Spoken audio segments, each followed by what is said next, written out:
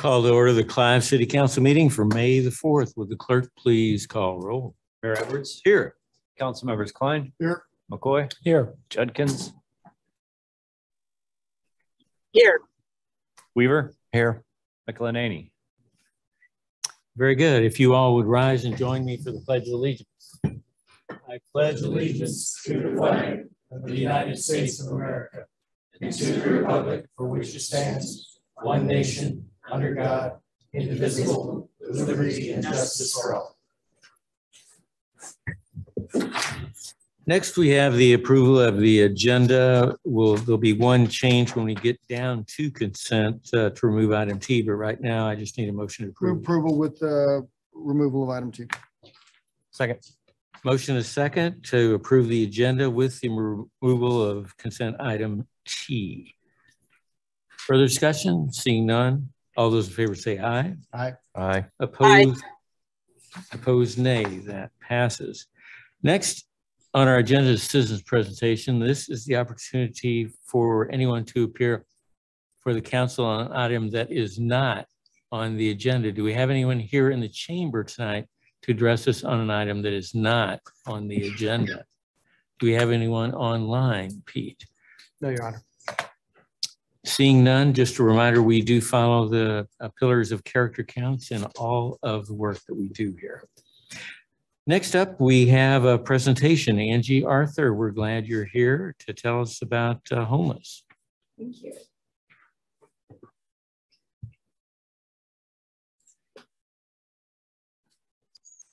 Liz.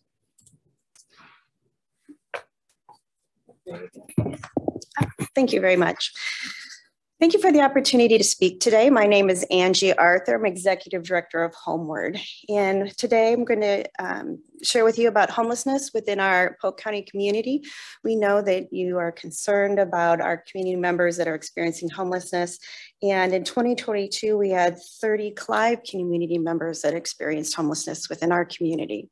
So as our regional homeless planning organization, we have that opportunity to do the important work within the committee and with our service providers. So today I'm going to share with you some status of where we are within the homeless system, an update on next steps, as well as information about an unsheltered study that we undertook within our community. I think the important thing to know is you're going to be hearing some numbers that are really hard to hear, that are going to be challenging.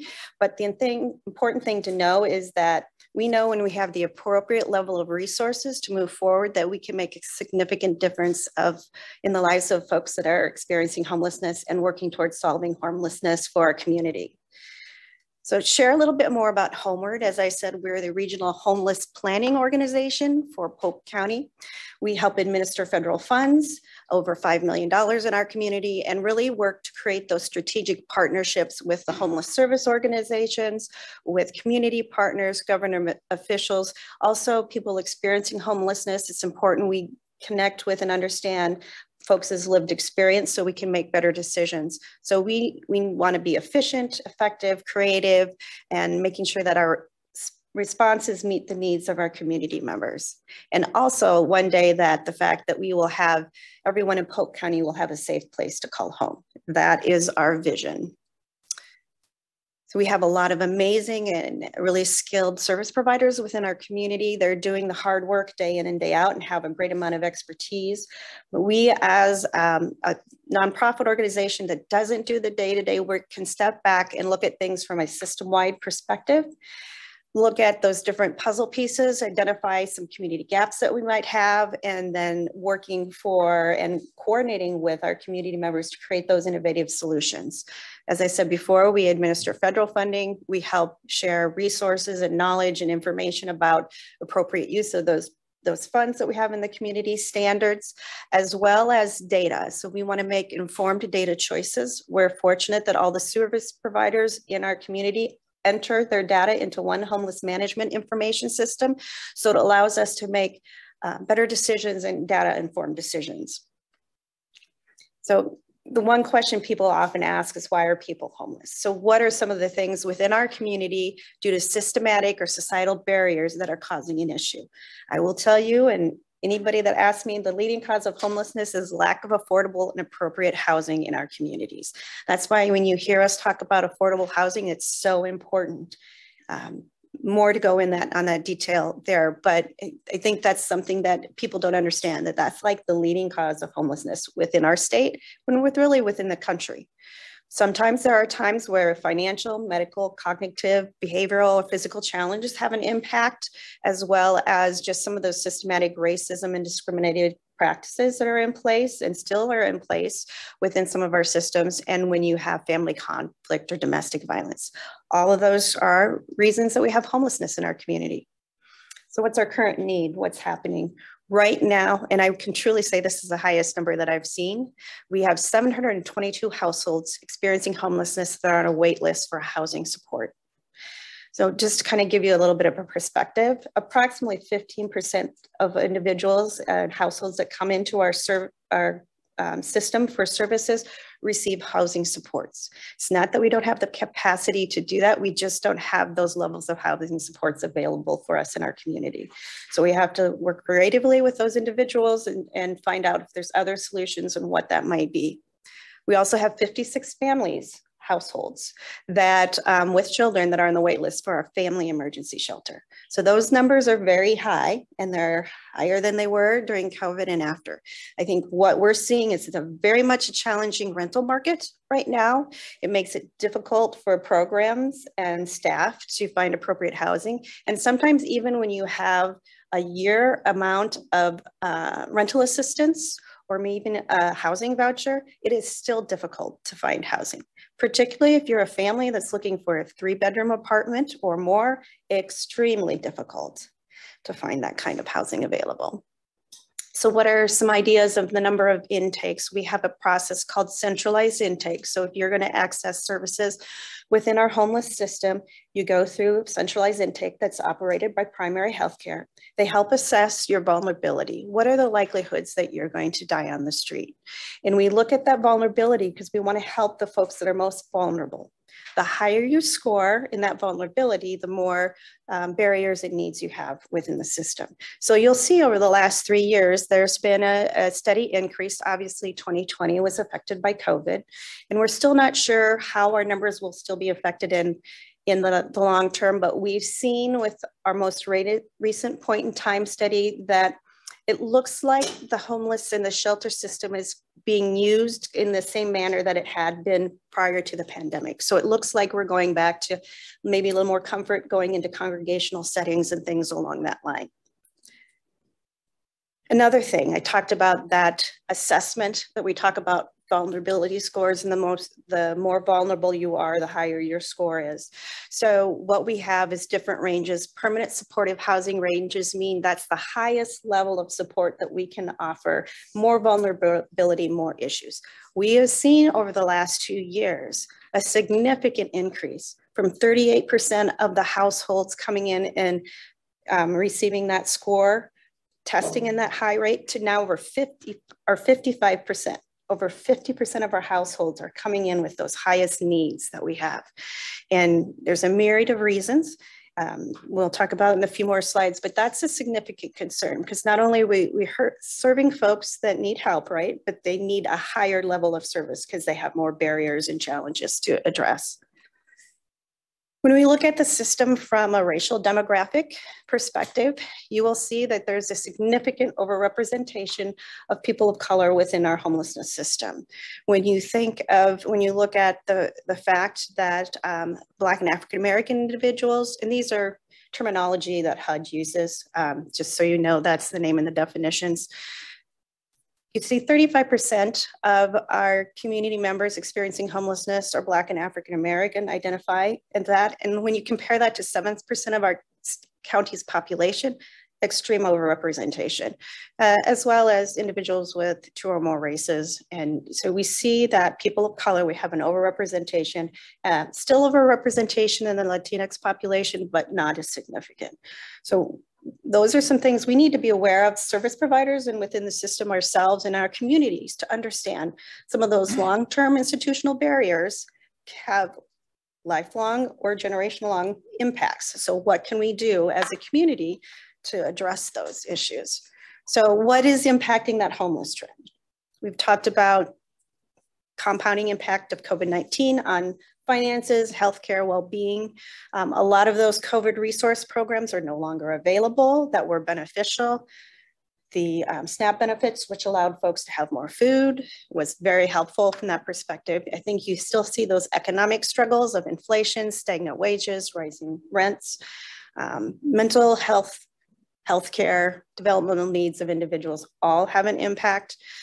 And so also you got to take into perspective. So a person on disability is paid $841 a month. That's the basic payment level for disability. When you're in a housing market, when you're one bedroom, and HUD will reimburse you for $889 for a one bedroom cost, you can see that what you receive on disability doesn't even pay your rent. And so it's very hard to find, even if you would want to pay 30% of your income for rent, and there's not really many apartments under $300 that I'm aware of. So again, you see those different things, and you'll notice that the fair market rent last year increased from HUD by $119. The first year I came here, it increased by 2. The next year it went down a little bit. So the fact that it went up $119 in 1 year, that's very significant. We're waiting for the numbers for the 2023 numbers. So I expect it to go up and again. So again, that lack of safe and affordable accessible housing. So lots of times when you look at housing that might be more affordable, but is it accessible to those individuals? Is it accessible from an accessibility perspective? Do you have mobility issues and you need a first floor apartment and only the third floor is available? But also, is it accessible because it's open and available? Because lots of times with 30% of area median income and 50% of area median income housing, there's not enough. So in Polk County, for every 100 households that are looking for renters that are accessible and looking for accessible affording housing, for every 100 households, there's 23 apartments or 23 housing units. So that's a significant gap. When you change for 50% of area median income and under, I think it's, don't touch me on this one, I don't know this one as well, maybe 64 units available for every 100. So again, you can see there's a significant gap of availability in our community. I'm interested in some of your numbers on your fair market rent. Are these Polk County numbers? Yes. And so I just want to, not tonight, but when talking to some maybe like the supervisors and others, I'd like to drill into some of this with them on what we can do to fix it. Like your stagnant wages, that's kind of eye-opening to me, right? Mm-hmm. I'd like to see more numbers on that because from what I'm hearing in Polk County, wages are going up, especially in the last 2 years, fairly significantly. And so to see that wage increase or what it is, if it is stagnant, how do we go back and try to fix that when it comes to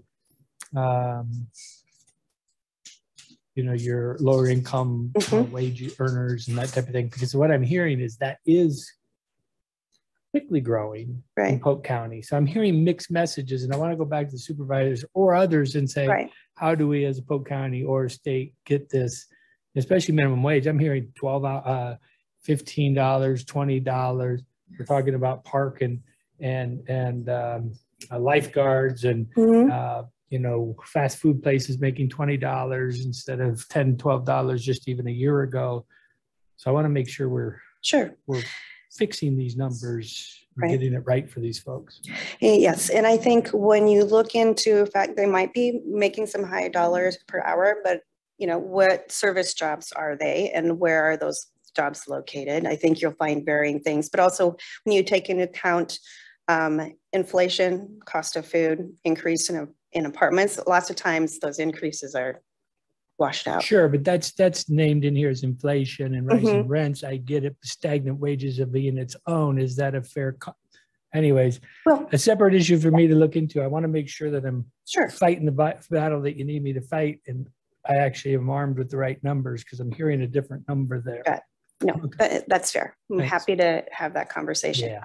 I think another challenge for us overall the last few years has been a challenge of we're seeing a lot of our naturally occurring affordable housing being purchased by out-of-state entities. and there's not that connection with the community. Lots of times they might move everybody out of the apartment and remodel it and increase rates, and there may or may not be a change in that from that perspective. So that's definitely an impact that we've had as well. So what the focus is, we want to make homelessness a rare, brief, and one-time experience for folks, because we know that homelessness will happen. But we've had some really great successes. We've had the enough resources available to us in the community to be able to have functional zero since 2016 for our homeless veterans. So it doesn't mean a veteran's not homeless, but there's enough resources in the community and varied resources in the community that an individual can have those resources if they choose. We've also been successful in the Youth Homelessness Demonstration Program. We received a $1.86 million grant, was able to make some changes in our additions really to our programs within the community. We added 35 new housing units for young people and young families, and the wait list dropped considerably, and we had 0 youth that were unsheltered. And that when we use that term youth and young adults, that's 18 to 24-year-olds. So again, we know that we can do it if we have appropriate level of resources. Homeless response system really cannot act alone, because often we are the crisis response system. So individuals and households have gone through other systems or maybe been failed by those systems. So we really need investments in mental health, healthcare, basic needs, those other systems across the community. So sharing a little bit about the unsheltered study that we undertook in our community and specific to Polk County and specific Des Moines, we know that unsheltered homelessness is increasing across the country, and we've seen some increase here locally as well. Those are folks living outdoors in places not meant for habitation. So cars, garages, places, RVs that aren't connected to water and sanitation and electricity, things along that line. So we really needed to understand the barriers in the system that might prevent people from entering into the homeless system or the shelter system. And it's also important that we learn from folks that are experiencing homelessness and get their lived expertise, so we understand. We can create a program, but if it doesn't meet the needs of people using it, then we've wasted our time and effort and aren't serving folks in the way that they need to be served. So Homeward, as an organization working with the Homeless Coordinating Council, a subgroup focused on extreme weather, wanted to better understand those experiences, provided that platform, as I talked about, to learn about unsheltered homelessness from folks locally. We can look at large studies, but what's really happening for us in our community, and get those firsthand accounts and look at things from a system-wide perspective. We know folks are working hard day in and day out in the shelter system. It's a hard job to do, and we want to make those supports and provide those resources to support them in making changes that they may or may not need, but also look at our overall system. Are there things we're doing in a system enhanced way that are causing issues, and what does that look like? We worked with Drake University, Dr. Elizabeth Talbert, Dr. Matthew Record, conducted this. We had funding from various resources as noted there. You can see the entire study at homewardiowa.org. We provided the summary information to you for your review, but both of those are online. So we looked at housing barriers to housing, lived experience. There was extensive research on other literature and what kind of research had been done within the community, and what can we do better. We don't have time to go through all those today, but I'm happy to have further discussions on those, or if you would like to have a presentation specific to that later, but want to just share some basic things. There's 152 individuals surveyed. If it gives you an idea, last year at the summer point in time count, where we looked for unsheltered folks during a 24-hour count, the last Wednesday of July, we had 184 individuals. So the fact that we surveyed 152 shows it was a good sample. And then from that, there were 37 of those individuals that responded to a survey. There was a sample taken that had in-depth interviews to really understand what was happening. 24% of the individuals said they liked absolutely nothing about living on site and unsheltered. I think the other really important thing to notice is that top left one, which talks about some folks have the perception that people want to live outside. That's their preference. That's why they're unsheltered. That's their desire. When you look at only 2 surveys of the 143 people that responded that question wanted to live outside.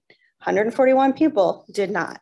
So I think that lets us know that that's not an accurate assumption, that people want to be in permanent housing, a place where they feel safe, they can lock their door, they can visit with their friends and family, and if they have a pet, have that pet with them. So those are the important things for those individuals. There's more detail and information there to just kind of give you an idea of what was looked for, would be most help in the summer, in the winter time from that perspective. I think it's important to know when we gave that opportunity for respondents to say, if you could tell the people in charge one thing, what would it be? The fact out of the three out of the top 4 answers are be more compassionate, help us, talk to us, and use our expertise. Those are things that don't take money to do, right? Those are things that are just asking for compassion and listen to folks, what their expertise are and what they would like. Obviously, there's a request for more general resources and things along that line, more housing specifically. But if you think about that and you look at that quote, I just want people to have a little bit more compassion with the homeless community, because a lot of us just don't have the choice that people take for granted. So just remembering that when we work with individuals and want to support our community members experiencing homelessness. So next steps. Obviously, we have this study. It's an important, significant study for our community. We just had a strategic planning session that was facilitated. This is our second of 2 sessions with local service providers to talk about what are those recommendations from the study, what are our priorities. We'd love to have them all, right? But we know there's just that level of resources. But what are those changes that can make the most significant difference for us in our community? So we're having those conversations and we'll be working with that. We'll be talking to funders within the community and other entities and organizations about how we can best respond. We'll continue to advocate for leverage state and federal dollars. So I mentioned that we administer a little over $5 million for Polk County, specific to that. In the state of Iowa, 5% of the real estate transfer tax goes to homeless services in the state. Last year, for the entire state, that was $1.8 million. So we have a significant opportunity to increase resources and support on a statewide basis for our systems, because while those dollars are important for us in our community, $1.8 million for the entire state is not enough. So I know it's a challenging time to talk about more money for going towards programs, but I think that's really, it's an honest assessment of what we need within the state of Iowa for the homeless system. We have, again, I'll talk about that dire lack of affordable housing, working with all of our communities and our suburbs to talk about what kind of affordable housing is in your community. What is your planning and zoning look like? Are there some certain barriers that we can support you with removing here locally? But how can we support you as communities to be able to work on that affordable housing issue? Future legislative and advocacy for systematic changes. I felt like we were really close this year for an eviction expungement bill. We didn't make it, but I think— What does that mean, eviction expungement? What that means, thanks for asking. I forget, people don't know all these pieces. When you have an eviction filed against you, there's a record that goes to online, Iowa courts online. A good majority of those, over half of those, are dismissed, and most of those are withdrawn before they even go to the courthouse. So, or if it's an error, or if it was a bad actor, those will stay on your record. So even though it's maybe not applicable to you, they're still there. So for example, we have a lawyer that was representing a tenant, and the landlord made an honest mistake and checked the wrong box. And now both the lawyer and the tenant have an eviction record on their Iowa court's record online that wasn't intended. The lawyer was on there by mistake too, but anyway, that's there. Or the other example was we had the Department of Justice that had a case out of, I believe it was Davenport, where a landlord was abusing tenants and threatening to evict them if they did not trade sex for living there. And there were several folks that had eviction filings, or not even evictions that went into place, but eviction filings only, and evictions that are on their record. But when the Justice Department reached out to Iowa Legal Aid to say, can you help us get these victims evidence of abuse off their records? There's no way to do that in the state of Iowa.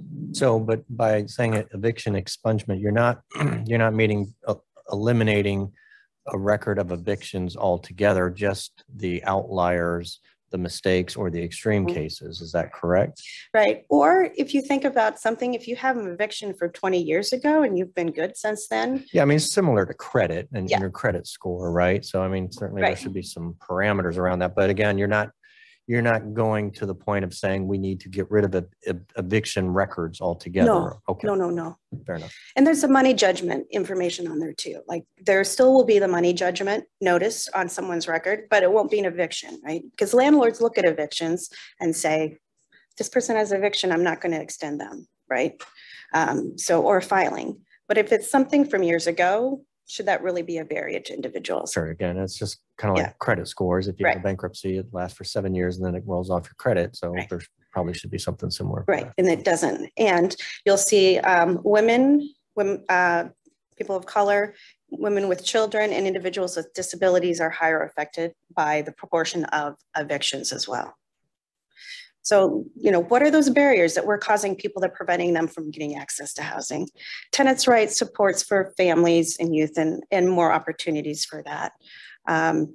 So I will say that there'll be opportunities for investment across our community. We will, of course, invite Clive to participate in those when those happen. But I really want you to know that we are thinking about things from a collective, systematic approach. We're going to work in partnership and collaboration, focusing on, getting folks housed, supporting them so that they're going to be successful in the long run. So I thank you for your time and opportunities. And if you have any questions, let me know. Questions for Angie?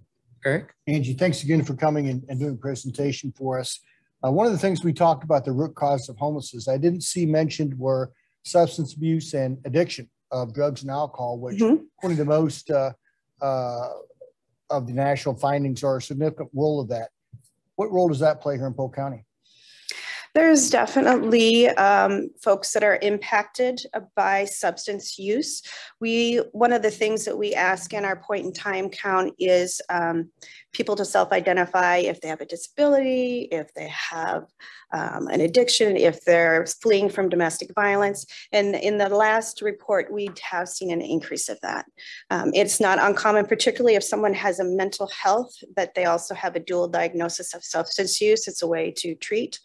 Also, we don't see in our community as much issue with opioids. We see more issues with meth. But if you think about it from a perspective, meth affects your dopamine levels and it keeps you from being hungry, it keeps you awake, it keeps you warm, and it helps you not pay as much attention. So all those things are things that affects people who are in shelter. So substance abuse and addiction are a significant indicator and cause of homelessness. Would you agree with that? I would agree that it's part of it. I would say yes, it is part of it. I still think a lack of affordable housing is going to be your leading cause, because if you think about it, there are folks that have mental health and substance use in all levels of our economic life, right? But when you have lack of access to affordable housing, you don't have a place to be safe, right? And that has an impact. But that is a cause. I can't tell you the numbers of exact, Thank you. Susan? Oh, I so appreciate your being here, Angie. I have had the pleasure of working with her since being appointed to the Homeless Coordinating Council, and she's been a very valuable part of working with that group. So thank you for just bringing the reality, including 30 members of our community that have been served recently. So appreciate your time. You're very welcome. Ed? Yeah, thanks for coming. And you know, I think your goal and your vision is very laudable, and certainly I think everyone can get behind that. You know, you've mentioned many times about affordable housing, and I think we all agree with that, right? And it's an issue all across the country. I guess my question is, how do you solve it? Because it's, you know, rents or, you know, home sales and prices are market driven. So, you know, we can't come in and tell people what to sell their home at, right? It's going to be driven by the market. So how do you solve that? I will caveat this, that affordable housing is not my full expertise, right? I just want to say that. Although we're co-located with the Polk County Housing Trust Fund, so I have learned a lot from them on this issue. I think it's going to be a myriad of solutions, right? It's going to be looking at, you know, we had this opportunity with ARPA funds coming to our community, and some of the communities use those dollars to do investments into affordable housing. I think it's going to be opportunities to look at, you know, how your planning and zoning is at. Are you looking at the missing middle information? You know, how is your planning and zoning? Is it zoned such that only 4 houses can be on this location? Or could you do a zoning in a way that has to do with density? And let me tell you, I can get someone to connect you to that to tell you more detail about this. But they talked about what that density zoning and limitations can do. And they showed like a 12 units around a nice little courtyard, right? So like, I think we can look at those different opportunities. I think we will have to do some group advocacy to talk about funding on a state level. What is the, you know, there's the low-income housing tax credits. What are those type of things? I'm sorry, I can't remember it other than the acronym, the QAP, those rules that they put out each year, are those meeting the needs of the communities and the developers? Are you having meetings with your local developers to talk about different opportunities? There's workforce tax credits. There's various other options. So what's being utilized within your community? Is there partnerships that we can do? Do we need to get together and talk about more state funding? You know, there's a lot of different conversations. Let me tell you, none of it's easy. Really, like every day, what I do, there is nothing easy that happens, right? It's just going to take a lot of coordinated partnerships, creative thinking. What is, you know, does that motel look like it could be remodeled into something different? What are the different sizes of housing units? You know, what are those different things? Thank you. Thank you. All right. Appreciate your time tonight. I'm pretty sure I went over, so thank you. All right. Thanks, Angie. We appreciate it. Next item would be consent items. Move approval. I'd like to pull off item B for further discussion. Second. Oh, and T. We pulled T earlier, and which one did you want to pull? V is in Victor. V is in Victor. All right. We have a motion and a second. Further discussion? If not, would the council please vote on the consent items with V being pulled out for separate consideration? All right. And will clerk please post that vote?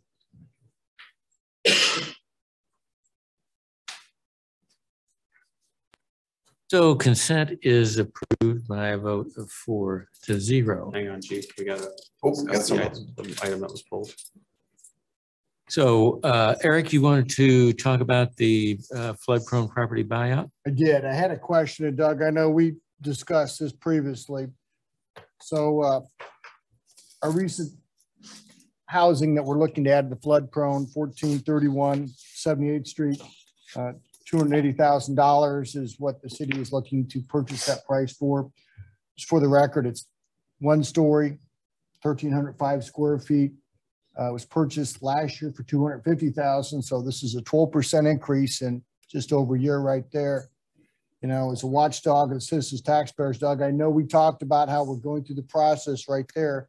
However, one of the things you said was the comps that were taken and used were also the comps that for the assessed value of other properties that the city has purchased. I'd be interested in seeing what the comps are on the regular market. And looking at that house, the neighborhood, the square footage, 1 bathroom, 1,300 square feet. That's a pretty hefty price for $280,000, Doug. So just to remind everybody in terms of the process that's utilized for the buyout program, once there is an interest from a property owner, we have and hired out an independent appraisal for the property. every property that we've entered into a purchase agreement.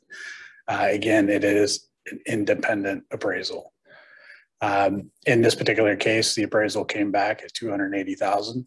And again, as you will recall from the program documentation, there is no negotiations associated with the purchase price. The purchase price that is offered is the appraised value. In this particular case, went back and looked at the specific comps for this property. Two of the properties were not associated with the buyout. One of the comps was with another property acquisition for the city of Clive. In this particular case, the bracket, the high and the low for the comps was 276 and the high was 302, with the appraiser coming back at indication of fair market value at $280,000.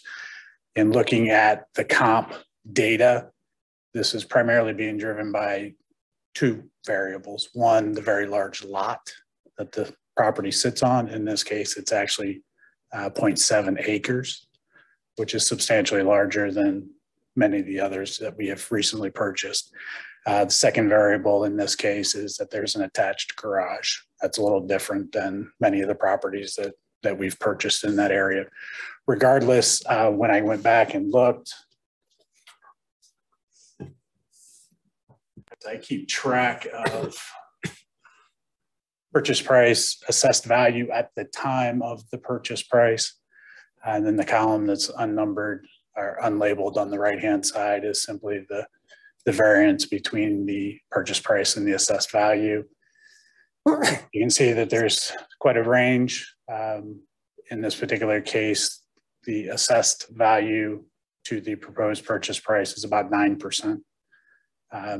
Again, we've seen it as high as 25, 26%. And this one's relatively on the lower end side, primarily because we've had recent assessed value data come out from the county. Overall, again, I have tempered my excitement when I see these appraisals, appraised values. Anything 10% of $200 a square foot doesn't get me too wound up anymore, because that just seems to be what the market is suggesting. So in this case, it's in that ballpark range. It's consistent with many of the other acquisitions. And again, it's on the higher range in terms of total price, but did not appear to be out of line with what the market has been demonstrating in that area. Am I out of line, Ted, when I say I'm not so sure I'm worried about the assessed value, right? As I am about an appraisal and comps. Yeah, for sure. Assessed value is kind of assessed value is not market value, right? But you're doing it exactly right in that what I do, part of my methodology is I'll look at the comps and see how they sell relative to their assessed value. So I don't know if you did that with the comps in this appraisal, but if they're consistent with that number, and so that's generally, you never look at assessed value as your market value, but how are all of the comps selling relative to that assessed value? Then you can that's one benchmark. You never go just off one number, but that's one benchmark that you can look at. I will tell you, I literally just had a listing appointment 2 days ago in Rio Valley, and the assessed value ratio was 110%. So that 9%. It's right there. Okay. Right. So 12% for 1 year. Is it high? Yeah, but it's right at the upper end of the price range that I would expect. So again, I looked at it when I first looked at it today or yesterday. I was like, it's a little high, but it's within the tolerable range for sure. So, and Doug's right that the yard is a big part of that, in my opinion. That doesn't do us doesn't do us a lot of good as far as from a resale perspective, but yeah, I think it's acceptable. his process is deserving praise. It's good. Laudable. It's laudable. Very tenable. Fairly tenable, Judge. Understand. Hard to swallow, but I would add, this morning at the Iowa Commercial Real Estate Association, we heard from Kim Bakey, who's the president. Kim's a good friend of mine. Des Moines Home Realtors. She's the president of DMAR this year. Yes, yes. So she was making the point that while there's been a little bit of down pressure on the really higher value homes, there's so much demand for something that's in a more affordable range. I think that's exactly right. Recognizing this would be the pressure is really coming from the new construction. That's where we're starting to see prices come down a bit, but not in resales, not yet. They said there's just not enough in this correct price range. 250, 280, that's 300. Yeah, so I think that's pretty relevant. Yeah. Good point though, Eric. It was big number. Yeah, I mean, 30 grand in 1 year is a lot, right? But I think the market bears it out at this point. So would you care to move approval? Yeah, move approval. Second. And we have a motion and a second to approve the further discussion. Seeing none, with the council, please vote. Aye. And would the clerk please post that vote? And that All right, Matthew, it went to sleep on me. is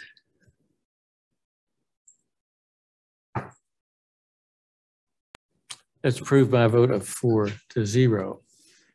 Thank you, Doug. Chief. Try this again.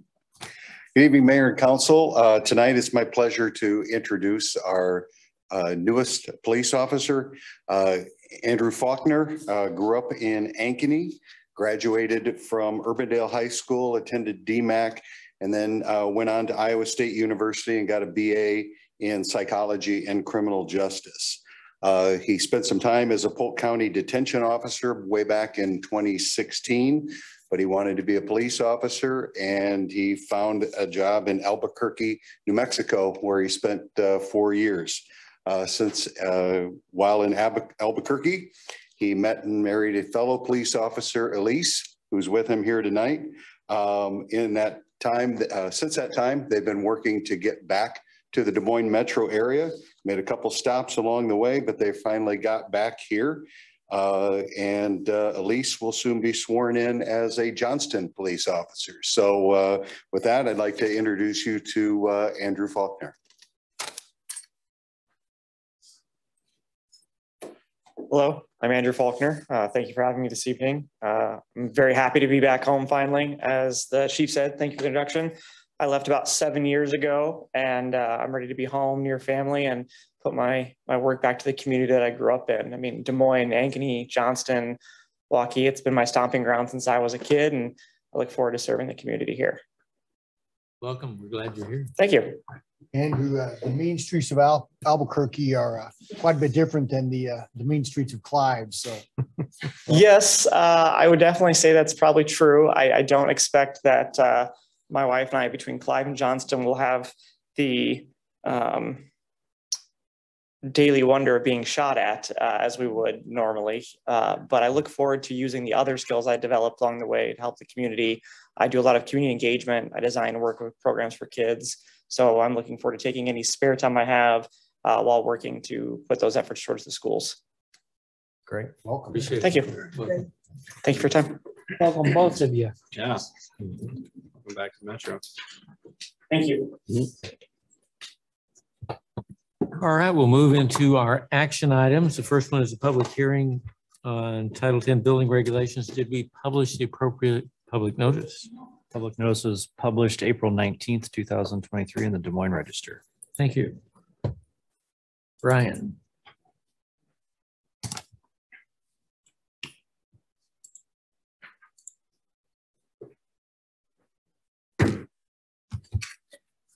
Mayor, Council, good evening. Blake Boyle and myself are going to run through the 10 sections of code updates that fall under Title 10 building regulations for the city here. Hats off to Fire Marshal Boyle. He stepped in roughly 4 or 5 weeks ago, and right out of the gate we said, hey, we're going to adopt a new code, so get to work. He did a great job. So thank you. I didn't have to do that.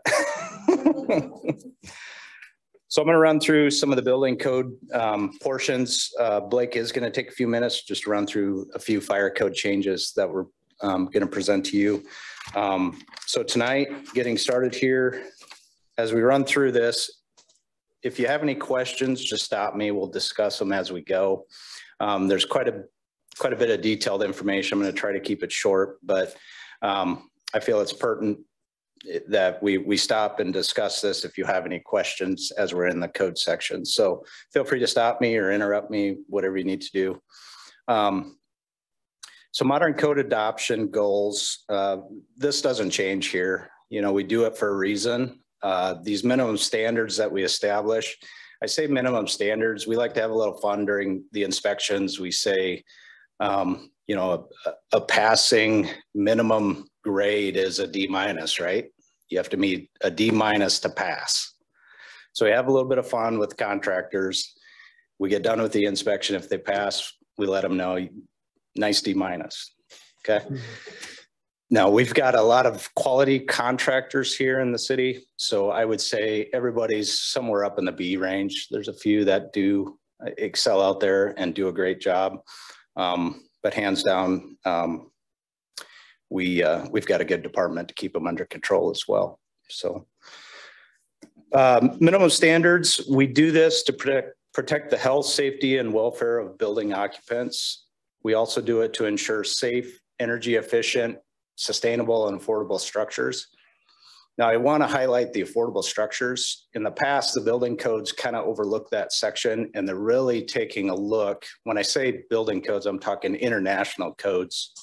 They're really taking a look at affordability when they adopt these new codes or put these new codes into the book.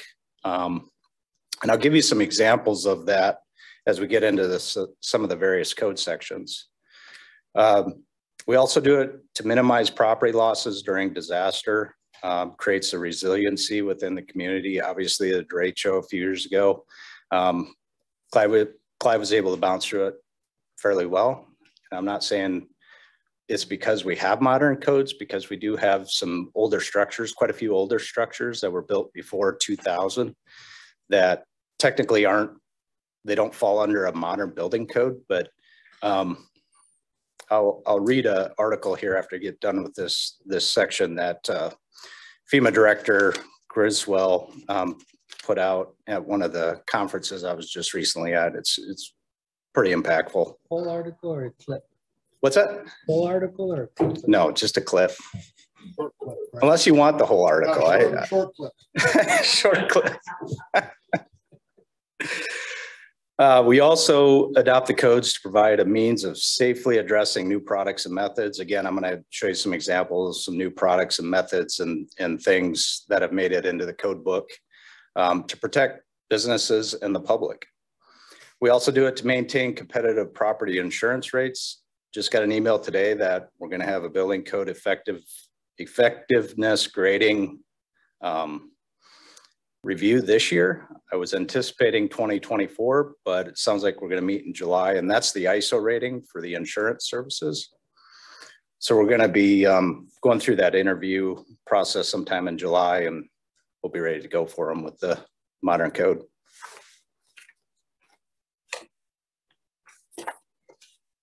So Deanne Criswell, FEMA administrator, was there to present some code officials, and FEMA did a study on how building codes can impact, adopting modern building codes can save communities money. So FEMA has released its landmark study, Building Codes Save, a nationwide study, which shows that modern building codes lead to major reductions in property losses from natural disasters. The analysis, which was based on a database of 18 million actual buildings, the frequency of hazard events in each locality, and the type of building code in effect, showed that over a 20-year period, cities and counties with modern building codes would avoid at least 32 billion in losses from natural disasters when compared to jurisdictions without modern building codes. The actual savings would be higher when you consider that the study focused only on buildings constructed since the year 2000, which represents only 20% of the 100+ million buildings in the country. And it did not include indirect losses such as business interruptions, time off the job to rebuild, and tax revenues lost by local jurisdictions. So I thought that was kind of impactful. Okay, so as we get into some of these significant changes, again, I'm going to try to be brief. IBC, we're talking commercial language now. So the IBC is commercial codes that we utilize on any commercial building that would fall under the IBC. This one's kind of interesting. So you got a puzzle room. We try to get people out of a room. These emergency or these puzzle rooms, you know, the whole goal is to trap them in there and make sure, you know, try to keep them in there and make them solve the riddle to get out of the room. Well, when emergency occurs or situations occur that cause folks to have to get out of that building, the code has set up the table for us to be able to allow these to occur in our jurisdiction.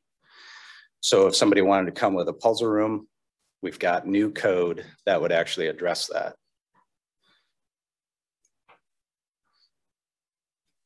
Type 4 construction, this section of code, there's been a huge interest in mass timber type buildings, taking those multiple stories. I believe the heavy timber restrictions in the 18 would allow you to go up to like an 8-story building that was constructed out of mass timber.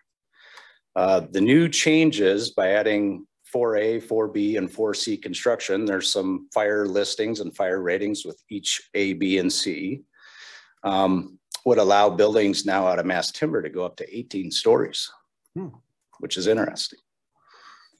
And there's a lot of environmental benefits for using mass timber over concrete and steel. So good section of code for the international code to update, and we're happy that's in there. Hopefully we can get some mass timber buildings here outside of just a church here and there, or kind of an interesting smaller assembly space, but it'd be cool. And the new codes, there was a significant change that had to do with accessible design compliance. The ICC has recognized for accessible design, they've recognized the ICC ANSI standards, A117.1. The 2017 edition is a pretty major change. We've been under the 2009 for quite a while now. The big change, it's going to have some impacts on some things. So this one was taken through the Central Iowa Code Consortium, and through that process, we recommend that this be rolled back to the 2009 code as we have enforced it, you know, today and in the past few years. So that's what we are recommending with this section of code.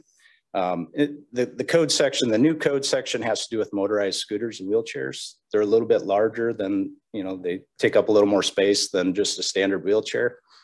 However, we don't know how that's going to tie in with existing buildings. And then we don't know what the state of Iowa wants to do with this yet. So we're just going to punt this for a while until a little bit more review and discussions had around the other communities.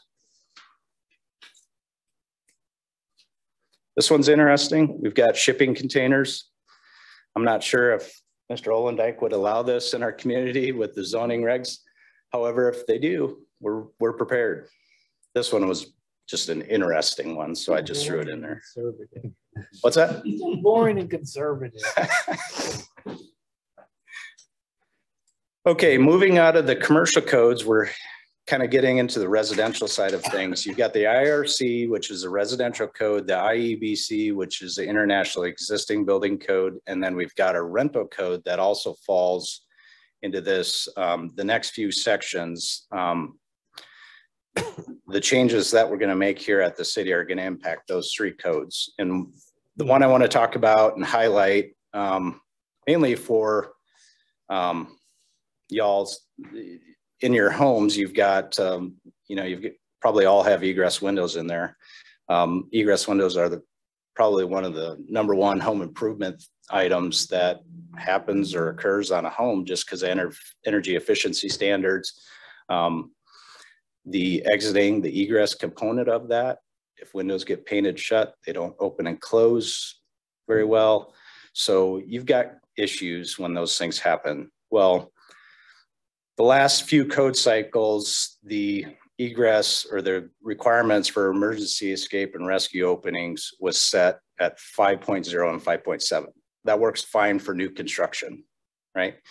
You design it around that. You design the opening, but if you've got an existing house and you've maybe were built before the 5.0 and 5.7 opening requirement was code, how do you make that compliant? Well, you do it by requiring the contractor to put a new header in, modify the wall, make a lot of improvements to that structure that costs a lot of dollars. So that's where I'm talking about. The codes start to recognize affordability now, and they really dial in on the safety aspect of what makes sense. Well, this code section, the International Code introduced 4 square feet as the minimum opening size for somebody to get out of a window, or at least get their head out of a window to get oxygen if your home's on fire. So with that, we are changing this up a little bit. We're going to require only 4 square feet of net clear opening for the egress capacity from the occupants inside the building to get ventilation or to possibly get through that window. But we still are going to recognize the 5.7 and 5.0 with the amount of glass area. So if you look at that window on the right, imagine that's a single hung window. So when you flip the lever there, you slide it up, you get half of that opening open to the outside. Okay. Code says that's good enough for somebody that needs to get out of that house. What about the firefighter who's got the backpack on and the ladder set up against the wall? How about those folks getting in? Can they get in at 4 square feet? Probably not. I think the whole window's going out. The whole window's going Sure, out. right? So they're not going to just squeeze in. They're taking. According to Boyle and Garcia, they don't care what size opening that is, they're getting in. But the beauty is we're securing a glass opening that can be broken out, right? They're going to have the tools to do it. They're going to have the charge to do it. They know what they're doing. They're going to make it happen. So we went from 5.0, 5.7 square feet of opening, right? That window probably wouldn't get that with a single home. It would have to be a casement where you crank it out and the whole window or whole glass cranks out. Those are expensive. Okay, so we're changing that up a little bit to recognize both sides of it. You got the egress side from the inside, but you also got the firefighter getting in. So the emergency escape and rescue, both of those are addressed. And then you've got the affordability of that as well. Minimum height's 24 on the height, 20 on the width. Obviously you can't multiply those together and get a 4 square foot of opening. So you got to do a minimum, and you probably, if you do the minimum 20, you got to go taller. So you probably got to do a 27, 28. We've got a table that would show you that, but those are just minimums. Can you speak down to my level? Yeah. That's pretty low level. Pretty low level. Big duck, right? Get down here lower with me on the intellectual level. Are we changing anything major for the rentals, height and width and all that? Because that's my major concern, right? Is that we say, okay, I'm going to change my house into a rental property, and now I'm going to have to redo the structures of those windows and all that type of thing. That's not going to happen, right? So we can't start requiring that. The past more question. Sorry, I didn't mean to, but and also, I mean, so we're only talking about rentals and new construction, or if you're doing like a major renovation, is that accurate with all this stuff? Just a simple replacement. Somebody would call us. I just need to replace my windows. It has to meet this code. Yep. Really? Okay. Yep. For egress window. Just egress. Just egress, not every single window in the house. So the placement of an egress, all bedrooms have to have emergency escape and rescue openings. So if you have 4 windows, separate windows in there, only one has to meet this. The other 3 can be fixed.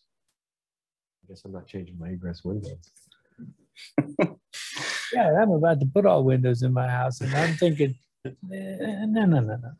Well, that's unreasonable for the 70s houses in the right. I mean, but that's why I'm saying just egress. So I can assure you, most of the existing emergency escape and rescue opening windows installed today, even the homes that were built in the 70s, they're going to meet this.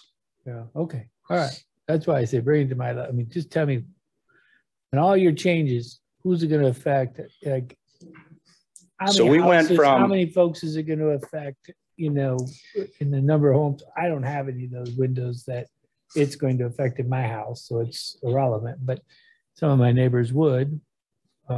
yeah, we've had rental owners, we've had appeals cases in front of our building code appeals board where the owner bought the property. It's always been a rental. They changed out the windows, and our current code says, remember, the opening has to be 5.0 if you're on the main floor. The second floor has to be 5.7. They maybe had casement windows before, they changed them to single hung. Well, the opening isn't met. Right. So we tell them, this is a rental. Here is our code. You need to change them again. These windows were just changed maybe 2 years before they purchased it because they didn't meet the minimum intent of the code. So that's why this is getting changed. You've got affordability thing.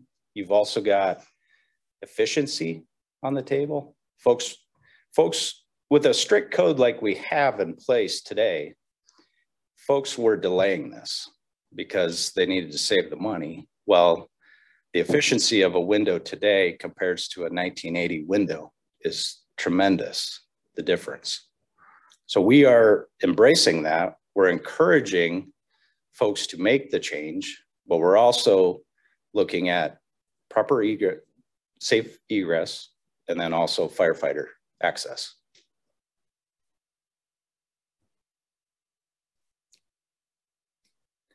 One thing about the net opening, we will not allow them to remove sashes to gain that net opening. So let's say they open that, let's say this is a double hung window. So you can open the bottom and you can open the top, both sashes come out and you've got a full frame.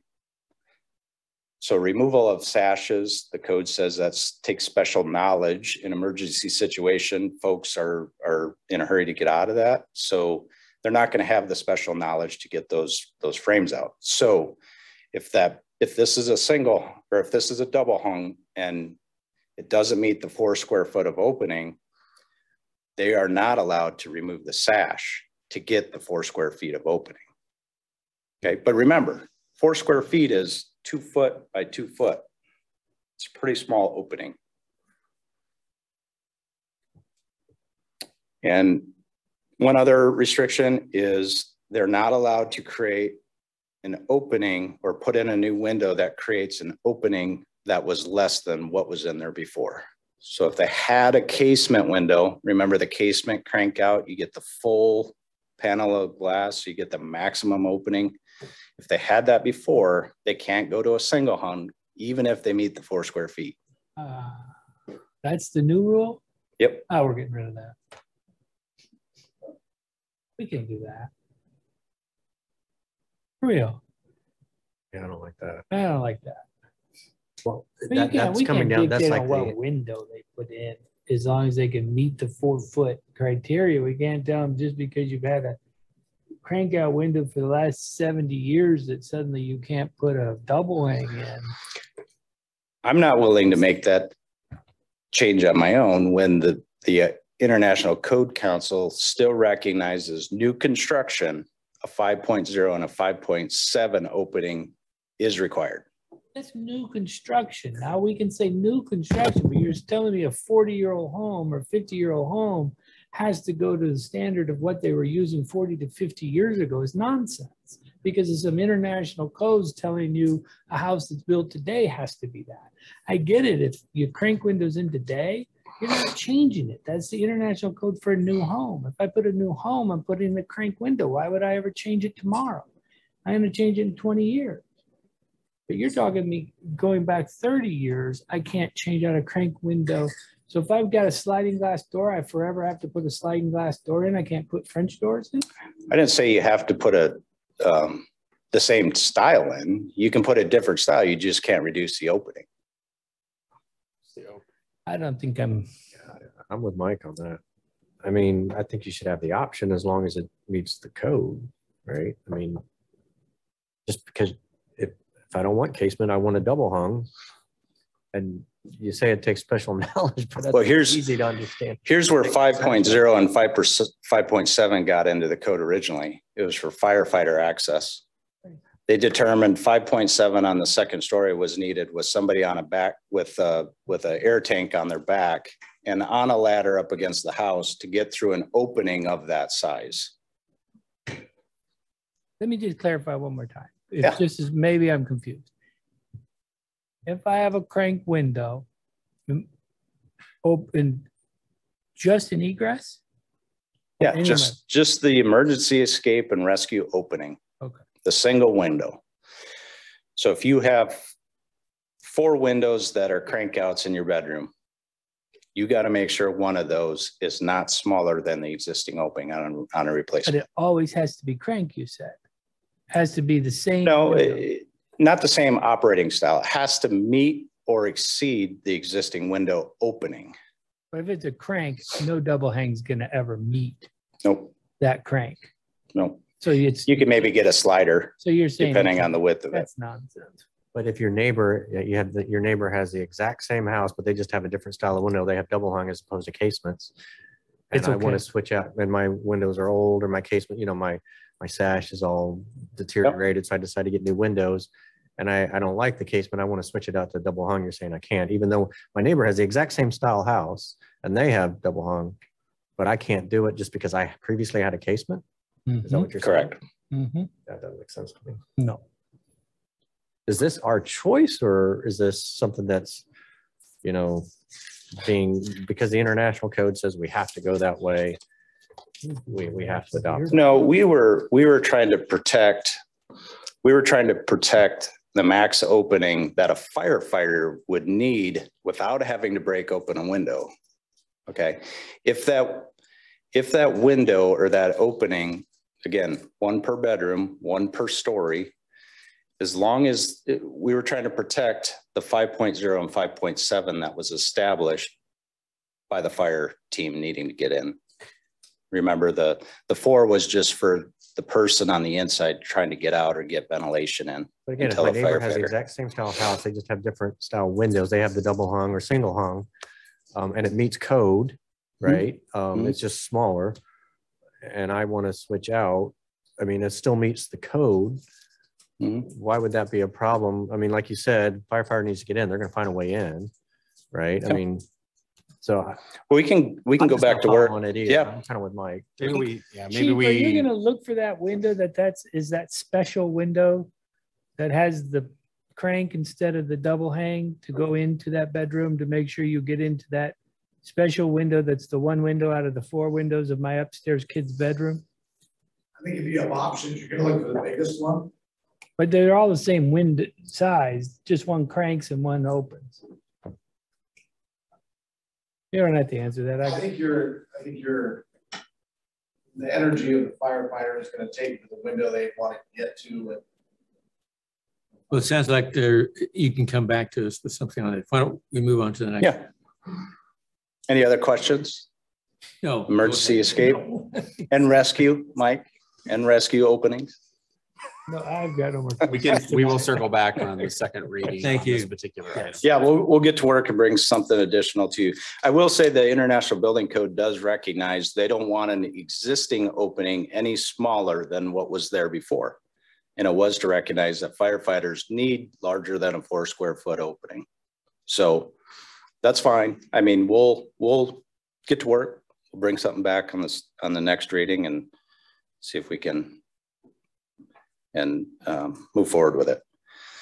The next item is smoke alarms. So the International Code recognizes that during an alteration or a repair or an addition to an existing home, if a building permit is pulled for that particular situation, that is a time for code departments to check and mandate an upgrade to the smoke alarms in the home.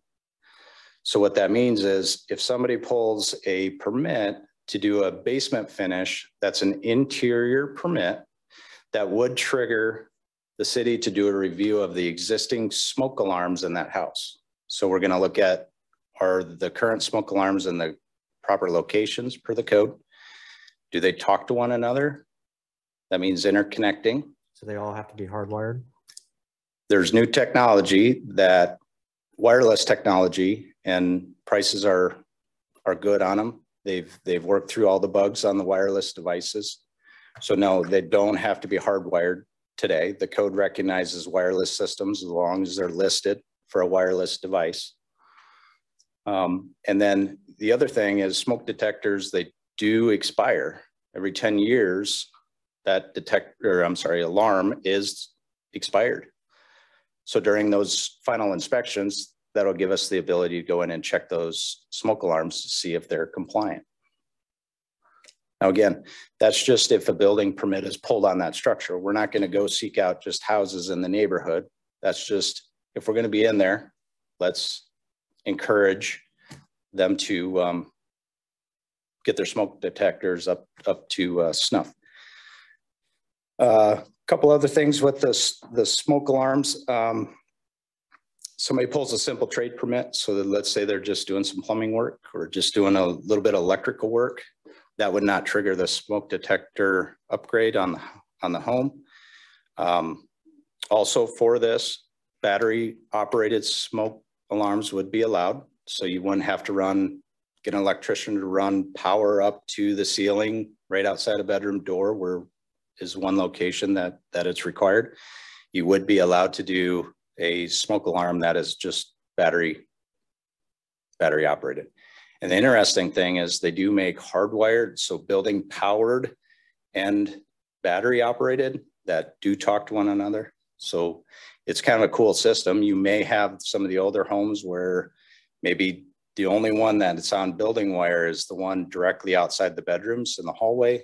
And then the bedrooms are on battery operated. So they can buy a kit that would accommodate all that, and they would talk to one another. So if the one in the basement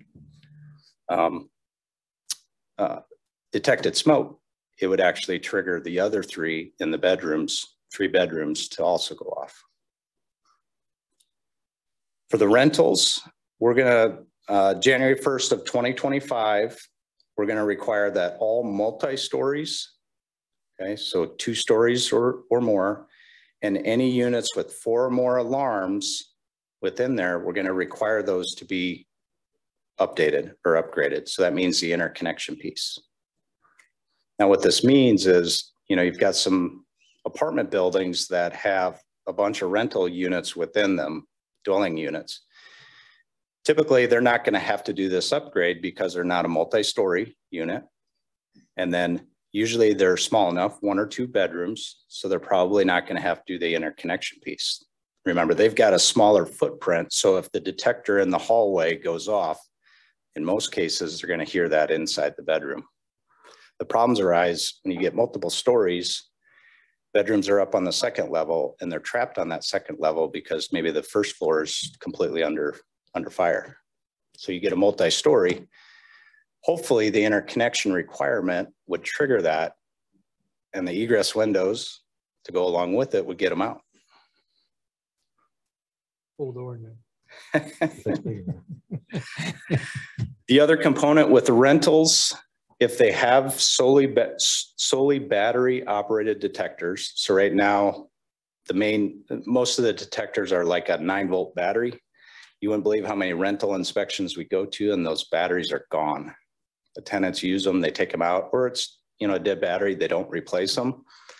So by January 1st, 2025, if they have a solely battery operated smoke alarm, they're going to have to get a 10-year sealed lithium battery alarm.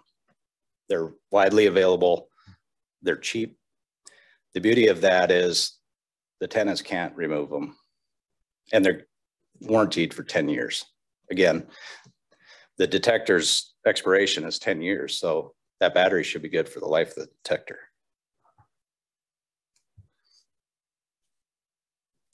Carbon monoxide detectors, same thing. So interior permit is pulled. That will give us the ability to have them upgrade or install carbon monoxide detection in that house. Usually it's one detector, it's one carbon monoxide alarm that goes outside of all the bedrooms, and it's not as many as the smoke alarms. So usually it's just one. If they do have to have multiple, we are going to require the interconnection of those as well. Again, wireless, not the building wire. Sounds good. Okay. One change on the rental that I do want to touch base on. So previously we went 90 days or more. If you rent the place for 90 days or more in a calendar year, you got to register for the program. We didn't feel that was securing safety in all of the rentals. So we've removed that 90 day from the definition. And if you call and you have plans to rent your house, we need to have you register in the program. Now, the state sets rules on short-term rentals with regards to cities cannot have different code standards or regulations on short-term rentals than they do on a long-term rental. In addition to that, the city cannot charge them for a permit or a registration fee.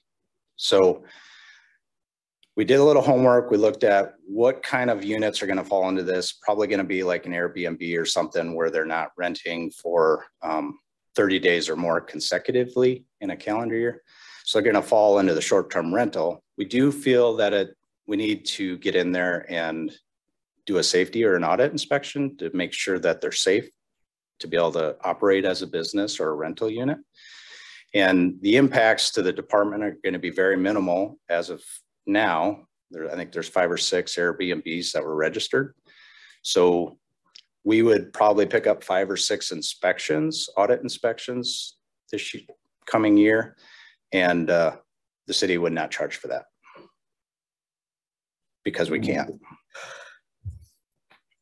The city would not charge for that? Or would not charge? State law. We would not. State law, yeah. Allow us to? For Like short term. Anything, a permit,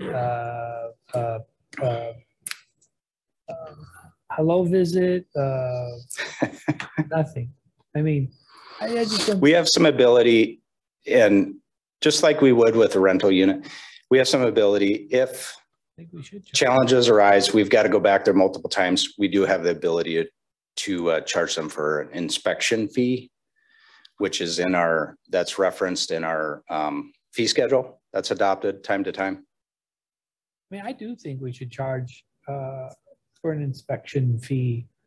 Maybe not a permit fee, but if we have to go there to check on their safety, life safety mechanisms, we should look at that. But we're using staff time, staff resources right there. I agree. Yeah, we can. It'd be great. Right. But something, I don't know. We can talk about it. We'll take a look at that. Because isn't it the same inspection if I have a long-term permit or a long-term rental and you're doing the same thing and I'm getting charged? Yeah. Yeah, it's the same process. Charge anyone or same rules. Yep. Yep. Very good. Trade codes and energy efficiency codes. Just to highlight the bottom 4, those are state controlled trade codes that basically the state adopts, we enforce. So there's not a lot of changes in that. Basically, we got to do what the state says. Some we can adopt. Some you can adopt more strict requirements. Some you can't. Just depends on the code language and how it was taken through the state law. But there's a few things in those, but we've already been enforcing those for a while because once the state adopts, we have to do the same. What's the GFCI 220? So the 2020 National Electrical Code included, section 210.8 required GFCI protection, and they extended it all the way up to 250 volt equipment. So you could have an air conditioner condenser on the outside of the house that is a wet location that would have to be GFI protected. So the only way to do that is to put a breaker in to make that happen, and the breakers aren't available. So the state amended that 220 out, so it remains back to where it was in the 2017, just says 120 volts, your standard receptacles. Yep, but that's coming. I mean, it's going to be here. They're going to move forward with it as soon as product and supply is available. The state has made mention that that is going to be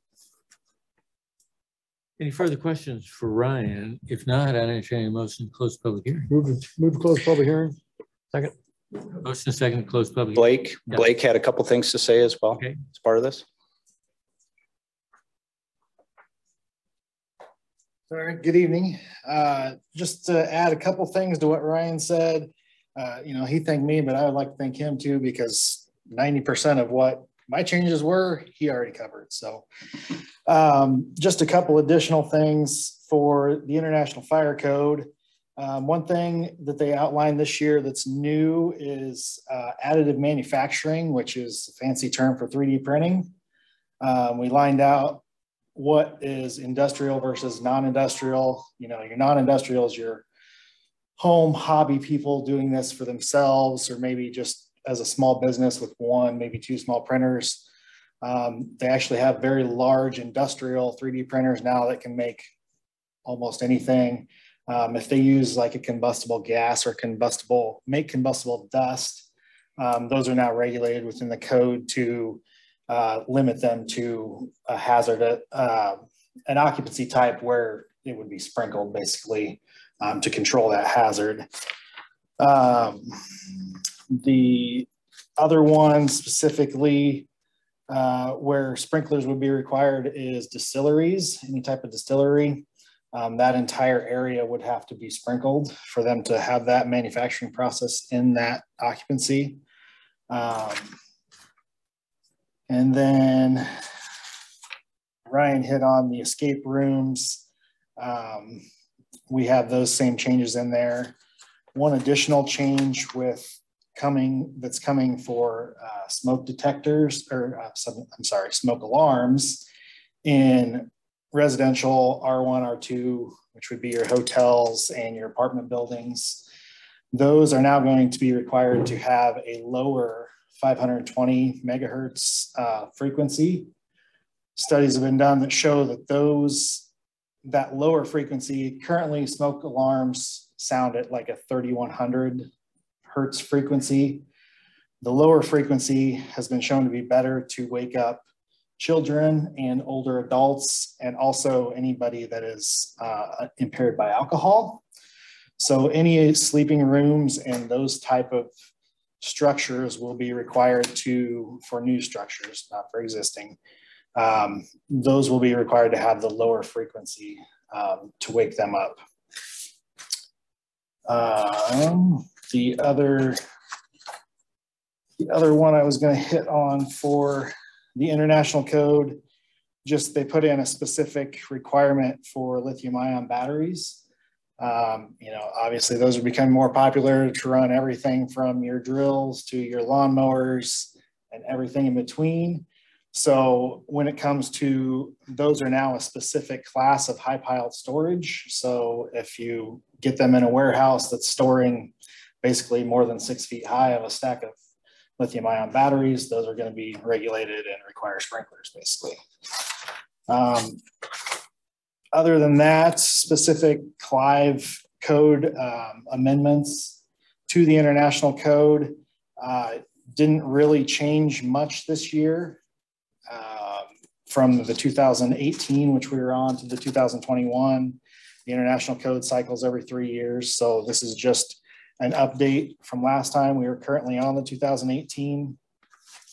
The one addition we did make, we put back in, actually, we had a requirement for hydrants within 100 feet of a fire department connection for sprinkler systems.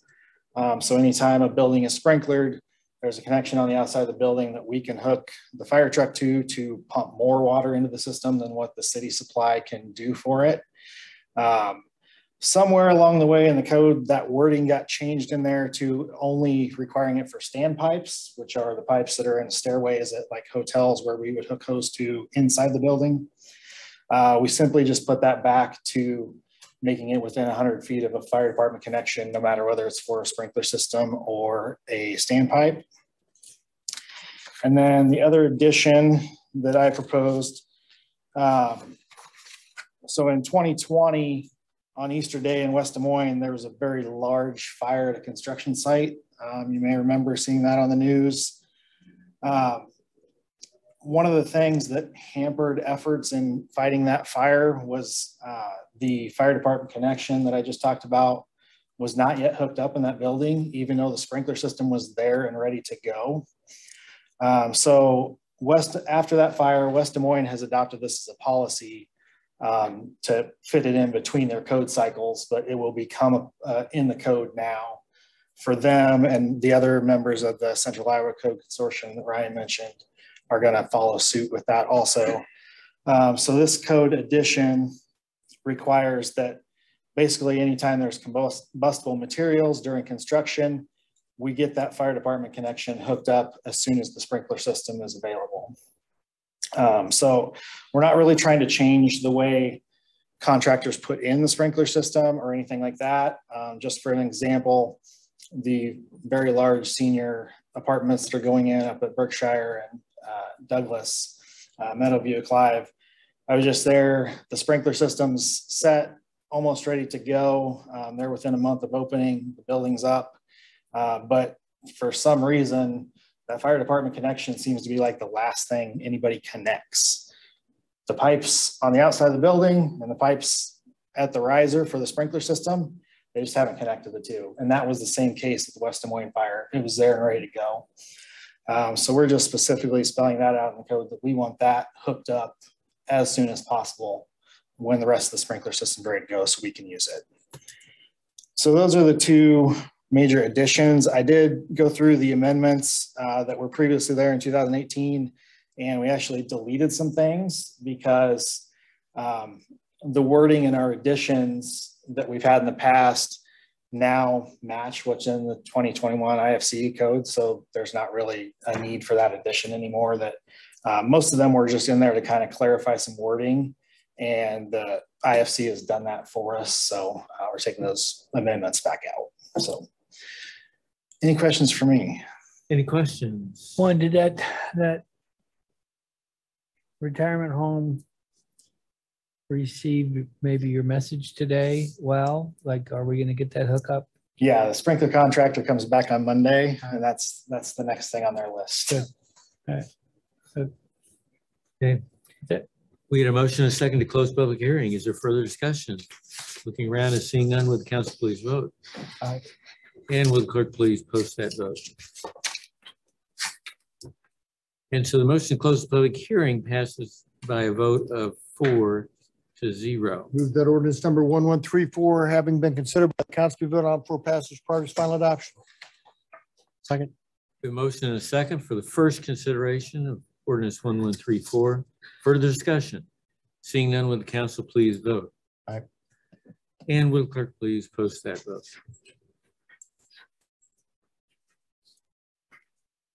That passes by a vote of 4-0, the first reading. Richard, it's exciting to have you up here this evening. Well, I'm glad to be here and looking forward to giving you an update on Greenbelt Landing, as well as a couple of key items helping to move this project forward. All right, I'll go ahead and just jump right into it. So kind of our three goals tonight is give you, the council, an update on the project design, the timing, and kind of where we're at with the funding. Second is consideration of agreement with Variety for the donation of a playground at Greenbelt Landing, as well as consideration of the naming of that playground for 20 years as the Ashley Oakland Star Playground.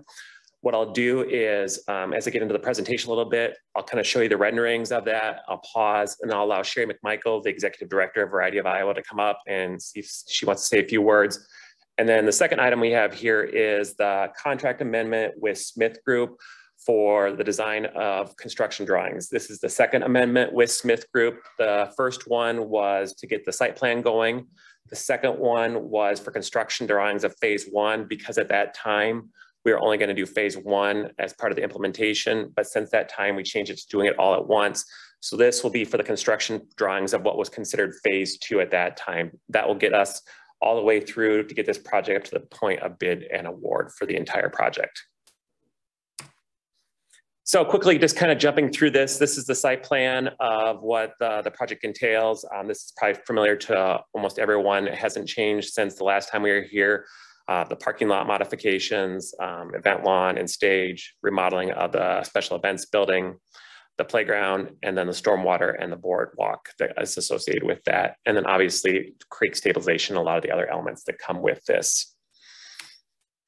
This is probably one of the things that we have updated renderings since we last presented to the council. So we're starting to get a better feel what the look of the remodeled community building is going to be out there. So you can see this is kind of the look you're going to see coming into the site from 114th Street. The new covered patio on the north side of it, the new formal entrance. And then on the right side, you can see there a little bit, which is kind of the normal entrance into the building now. That will be an entrance in just to the restrooms, so that if we want to leave the restrooms open to the public to use the site outside of the building being used, we can do that. And it creates that kind of centerpiece coming into this. Also, you can see some of the colors starting to work in the city's colors, that green, some of the kind of grays to really give this a really nice look. Just a little bit closer in a rendering of what that looks like. So kind of the black area will be that main entrance to the building, the double-sided fireplace, and then the round back side of it will be the covered patio elements that can be part of the building rental. One thing you'll also notice here is the kind of small seat wall that you see kind of on the left-hand side of the image. That's almost gonna serve as flood protection as well as kind of definition of that outdoor space. So that if we do get that big flood that we've talked about for a long time, we don't have to do anything other than to cover the entrances to the building and the end of this flood wall. So it eliminates a lot of the work that we need to do as a team. We're even evaluating if there's ways to maybe just drop in a steel plate to protect it, make it easier to protect the facility, but also as amenity for the facility as well. So this image here, probably the only new one that new to the council is the top left image. That's what it would look like on the backside from the covered patio if you're looking back at that entrance area. The bottom left image is just kind of a showing what that ceiling is going to most likely look like. And you can see the floor plan there, both inside and outside. One thing with the restrooms, we are going to be separating, having a door here that will allow us to allow the restrooms to be open to the public if we want without having access to the entire facility. This image here just shows what it's going to look like from the inside of the building. So basically we're standing at the very far east end of it looking towards the west. So you can see a more updated color palette, more modern, just be a nicer facility to use. And then on the right-hand side, you can see the floor to ceiling windows and doors. They're going to all glass. It kind of starts to help bring the outside into the facility as well. Just a quick look through. This is an image that you've seen before, looking from the east towards the festival grounds and the stage. Now we'll kind of walk into the wetland and the wetland walk and the playground. So the first image here, as you can see, is kind of got all three of those elements merged together, but you can see the shape that the boardwalk is starting to take. You'll start at the northeast corner of the parking lot. You'll actually split the playground on the left and the right-hand side of it. As you walk then in and around, you'll get some views of Walnut Creek. Existing trees are the trees that have the thick white lines. So we're gonna leave as many of the existing trees out there so you'll get that kind of forested boardwalk look. And then we'll work our way down where we'll be within 12 roughly inches of the typical water level of that wetland. So really give people a unique experience within the wetland itself. This is something that will flood in those big events. We're being planned to do that. We'll know what materials we're using so that they're easy to clean when we're done, but it is something that will flood occasionally. Just some of the precedent imagery that you're going to see there, you know, some signage to really tell that story about the water, what we're doing, why we're doing it, some kind of the feel of sitting areas, how it might wind through the large trees there. And then at the bottom left, what it's going to look like as you're walking in from that parking lot with the playground on the left or right side. And now what we're proposing for the Ashley Oakland Star Playground. So when we first went into this, we kind of came up with a theme, and the theme was meet me at the creek. So how do you take the elements of what this site is? It's water, it's trees, it's nature. How do you create a playground that really mimics that and creates really cool opportunities for all people, all ages, and all abilities? So this is where we're really excited about this partnership with Variety, where we're able to work with them and the expertise they have of doing all-inclusive playgrounds like they've done in the past. How can we take that theming and come up with a playground that really allows that all-inclusive play throughout this? So what you can see here is the proposed playground. So the boardwalk kind of skirts through the middle there. And on the left-hand side is kind of the big main playground. And on the right-hand side, we've actually modified a little bit. So that little blue playground is probably a little bit bigger now as we're able to look at how much space we have in there. But you can get the feel, we're using really colors that work well within the kind of nature theme here. Really doing some cool elements, some logs, some butterflies, things that really kind of mimic that creek feel, but still allow people to get up there as high as possible. You can see a lot of the ramps here will allow kids or people with disabilities to get quite a ways up into this where maybe they wouldn't be able to typically do in a playground. We're also looking at things for sensory and music play. This might be my favorite part of it is the music play.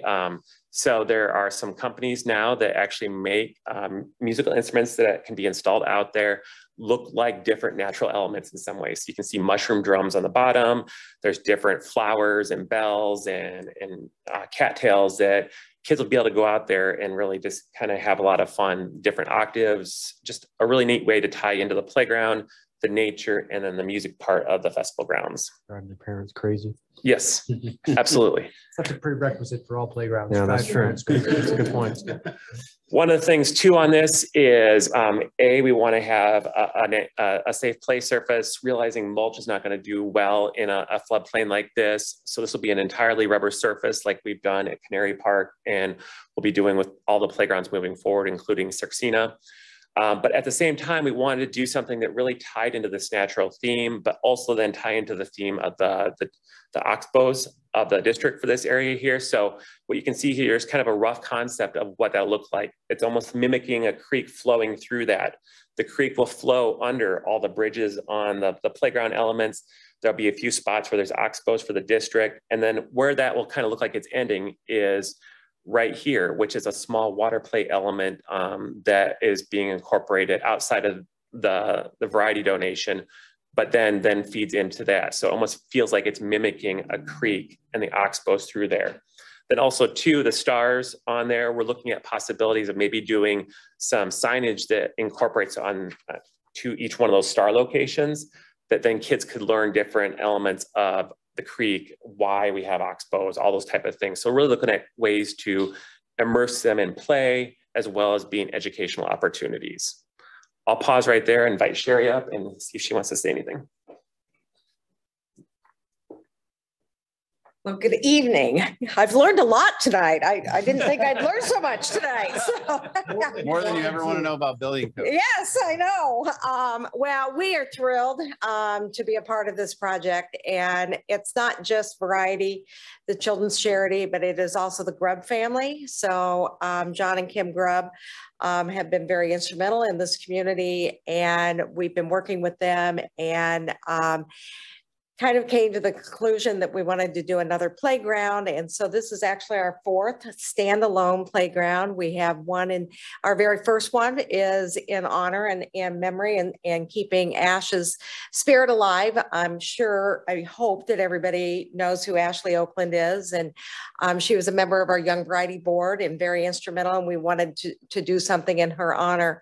We then went over to Cedar Rapids and did our second standalone playground at Knoll Ridge Park. And then in the midst of COVID, we completed our third standalone playground at Riverview and tied in that whole old amusement park theme. And so being able to be a part of this project just means the world to both Variety and the Grubb family. We wanted to bring some more awareness because as we know that murder has not been solved. And so I think anytime that we can recognize her and honor the wishes of the Grubb family, we want to do that. So we've been working, Richard and I have been working on this, and we're super excited. I love the elements that we're bringing to it, and being right next to the aquatic park and the number of visitors that you have here, we're super, super excited. So let us know what we can do, and we'll be working together with Richard at getting everything in place. But thank you. Any questions?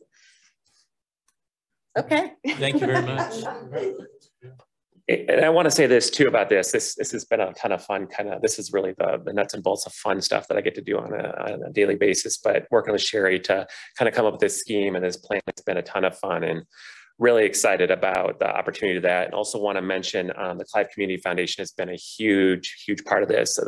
Russ Van Orsdale and the members of the foundation have been really instrumental in connecting us with Sherry and Variety and helping us get that proposal done to see if it's something they'd be interested in doing. So, you know, just another example of that partnership that we've been really forming with the Clive Community Foundations to get this done. So want to thank them for that. And I know we'll be excited about working with Sherry to publicize this and get that kind of announcement. I know that we'll be working towards getting a groundbreaking at some point as we get a little bit closer to that. But also then too, a little bit different on this is they are going to build the playground and give it to us. So it's a little bit different. This won't be a cash exchange.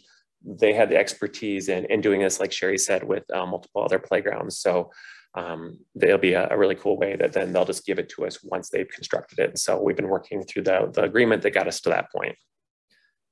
Can I say something? So first of all, I really want to thank you for, you know, naming this after Ashley. You know, I'm a realtor, and I can tell you at DMAR, you know, when I was president, we were still working with the West Des Moines Police and trying to keep her name still out there so that we could solve this. It's really important to the DMAR membership, to Mike Knapp personally. And so I don't know, has this been publicized at all? Like, does DMAR know about this? Because I'd like to let them know about this, and I think we can incorporate them in some of this as well. Because like I said, this is a really important topic for the DMAR membership and leadership team. So it's very emotional for many of them. So I really appreciate that. Yeah, so we want to get to this point where the council approved it before we started to put that out anywhere. So been working with Sherry. We're getting a press release drafted and hopefully put together and get that out maybe tomorrow or as early as Monday, or as late as Monday. So we're in the process of doing that. To reach out to the DMAR board about this as well then. Any other questions for Richard? Again, what we're looking for is a resolution at this point. I'll move a resolution approving the donation agreement with Variety. Second. Motion second to approve the resolution. Is there further discussion? Seeing none, with council, please vote. And will clerk please post that vote? And it passes by a vote of 4-0. Resolution approving the contract amendment number 2 with Smith Group for Greenbelt Landing. Second. Motion a second. Further discussion? Seeing none, with the council please vote? And will clerk please post that vote? And that resolution passed by a vote of 4-0. Pete, utility rates. Thank you, Your Honor. This is the third consideration of the proposed ordinance changes for the stormwater, sewer, and water utilities for FY24. Staff has not received any comments from the public, although I will say that today I did have my first 4 emails to utilities@cityofclive.com with folks inquiring about what stormwater rate they were going to be paying with this change. We also had 1 phone call, but it's been manageable so far. Very good. Move that ordinance number 1131 be considered for the third time, placed upon its passage and adopted. Second. Motion second on the third reading on 1131. Further discussion? Seeing none, with the council please vote? And will clerk please post that vote? And that passes by a vote of 4-0. Ordinance number 1131 is declared to be enacted. Move that ordinance number 1132 be considered for the third time, placed upon its passage and adopted. Second. Motion and a second on 1132. Further discussion? Seeing none, will the council please vote? And will the clerk please post the vote?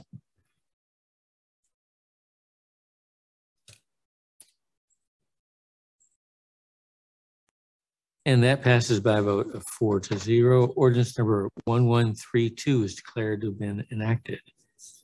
Move that ordinance number 1133 be considered for the third time, placed upon its passage and adopted.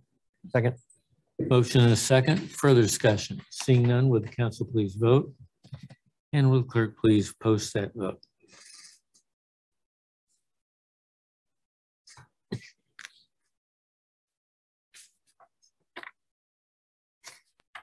And that passes by a vote of 4-0. Ordinance number 1133 is declared to have been enacted.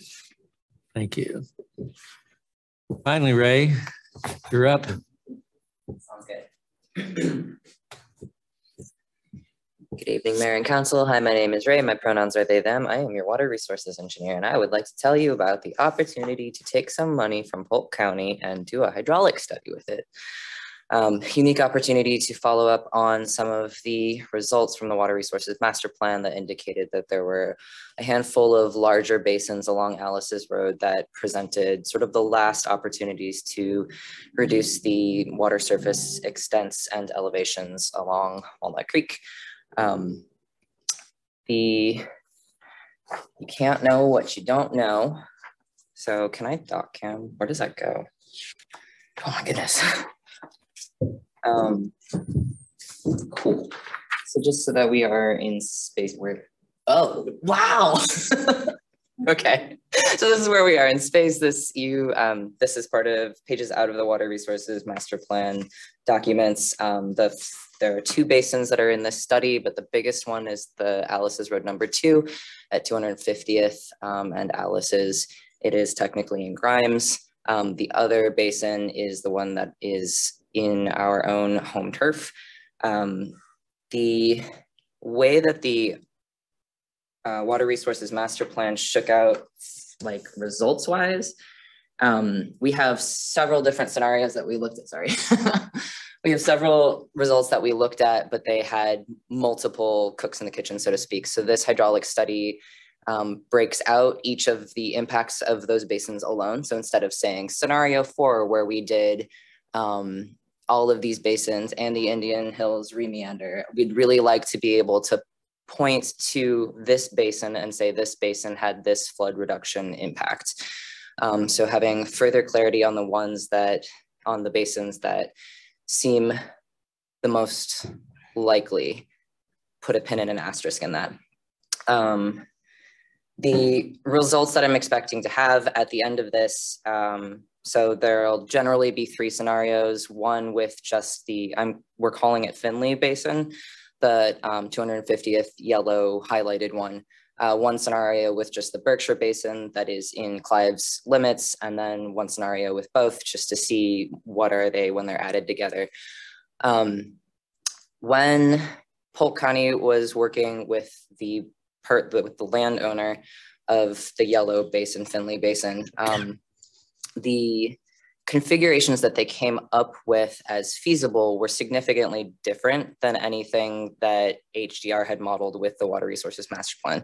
So you might say, well, Ray, we already have, this is just one of many gorgeous maps showing water surface extents, inundations, and how they change compared to the current. Why do we need to do another study?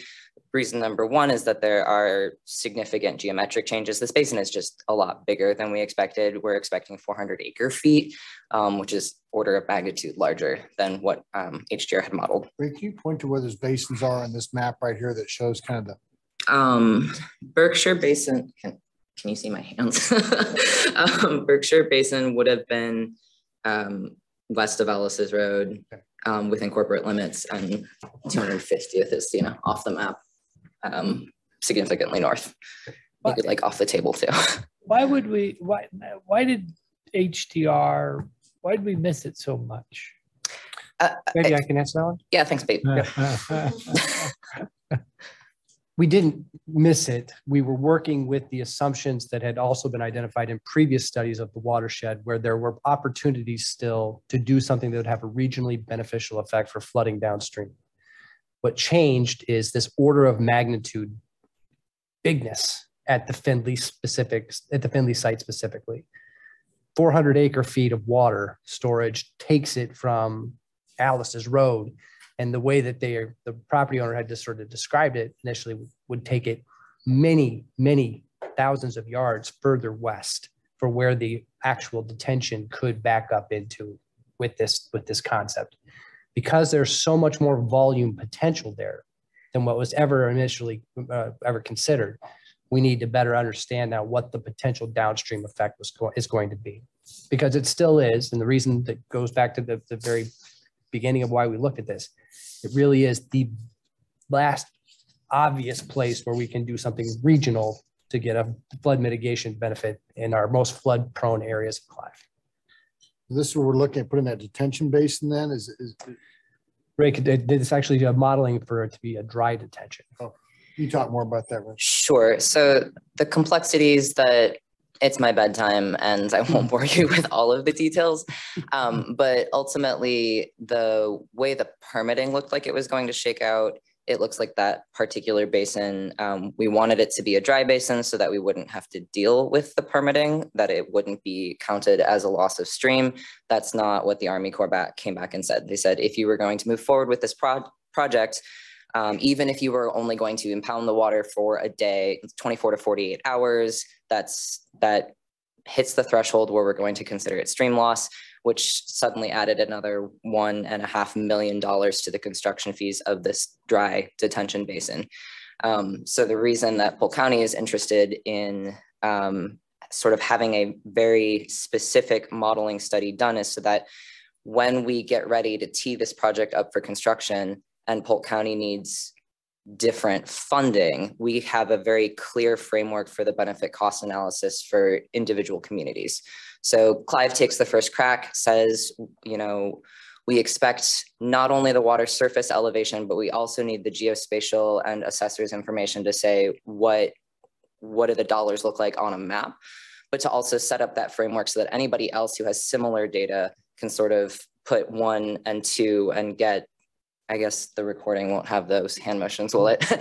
We'll be able to take those 2 layers, put them together and layer them and know, is my community interested in this project? Does it impact me in a way that it shakes out for me? And then we get to know our answer right away, whether or not these 2 basins are worth pursuing. Right. It's what is it? Think of it as we've been studying this and looking at this for a long time. We know that we're moving toward full urbanization in the basin. If it proves out with this study that it's just not worth it, we've got something that's more definitive now than we otherwise would have. And that's what Polk County's interest is in paying for this project. They would like to work with us here in Clive because we've already done so much of the legwork already. They can now build upon that good work we've already done. And at the end of the day, have a product that benefits all of the communities that are in the watershed from Dallas County down to Polk. Thanks, Pete. Didn't mean to step on the toes. No, that's everything, I think. Is that the area we've talked about that would be our future park? The Berkshire Basin, yes. Berkshire is, because I thought she was pointing to that area talking about Findlay. Both, Ann. This study covers, well, Ray, go ahead. Yeah, no, I'm actually just a little disoriented. So our 2 maps, one with Walnut Creek watershed and the other with the city, our, I don't know if that's visible. that is the area under question right at Alice's Road where Little Walnut Creek crosses. So we have also, as a separate project, been looking at what are the impacts to restoration on Little Walnut Creek, trail improvements on Little Walnut Creek, mitigation banking on Little Walnut Creek, because those things are starting to take form. So that is park space, but not the area that would be inundated. Preliminary studies show that the area of inundation wouldn't change much from what we're seeing today. So I don't know if that answers your question. Well, kind of, but I've heard this being called a dry basin, and we had talked about having some fishing there and that kind of thing. So I just want to make sure we're talking about the same thing. The dry basin that we're talking about, the big one that's significantly different is the one in yellow on the map that's up in Grimes. Is that the Findlay? That's yes. The Findlay Basin. Okay. The Berkshire Basin that's in pink is part of our Little Walnut Creek constellation of projects. One benefit of doing this now, especially since Polk County has stepped forward to pay for it, is that we were able to put scope in the project that will help us answer some questions that will inform how we continue to propose to build out the Little Walnut Creek corridor. As the council will recall, when we took the tour out there and we kind of were on the top of the hill, this area is the bottom of that hill. And that same to the south of where we were standing on the top, where that is the future park space. So this wouldn't inundate anything that we were planning on doing further up the hill. Again, as was discussed, it's really filling in what would really be filling in on a high flood event. It's just being cognizant of what we do with the impoundment at Alice's Road when we reconstruct that road, because we will be widening that to a 5-lane road. And there's a lot of discussion happening internally about bridges or not, and expenses associated with that. Of course, if you go to bridges, then we lose that impoundment ability and that water just passes through. And so those are things that we're also going to use this study for as well, to help us with that potential permitting process and whether or not we have to put bridges there, which gets much more expensive. I just wanted to make sure if we're going to have a study done on that area that will be the future park, that we're not overlooking some of our intent for an amenity there that would include fishing. I don't want to have to go back and do it again. Heard. Thank you. So do you have anything further? If not, I'd entertain a Move the resolution. resolution. Second.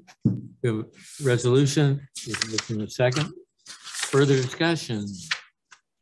I have one. Oh, question. yes, Michael. Yeah, sorry. Yeah. Well, look, I work a lot with HDR, but I understand the continuity piece of this going with HDR. However, the person that built the base model, which we own, right? I mean, we own the modeling of that, can go anywhere. The person that built the base modeling is not with HDR. So the continuity should we consider following that person that knows all the information? The engineer who did the modeling is still at HDR. Okay. Stephanie Hoagie. And Stephanie Fleckenstein was the project manager who went to it. Okay. Sorry. 2 Stephanies. Okay. You're thinking of the other Steph. Okay. So furthermore, I think that yeah, and this is the last study, right? We're done with this project, and we're good to go. All right. Perfect. Yeah. Thank you. Go ahead, Rick. Schedule record for that. I am going to. Thank you. Thanks, bye. So I believe we had a motion and a second. Would the council please vote? Clerk, please post the vote.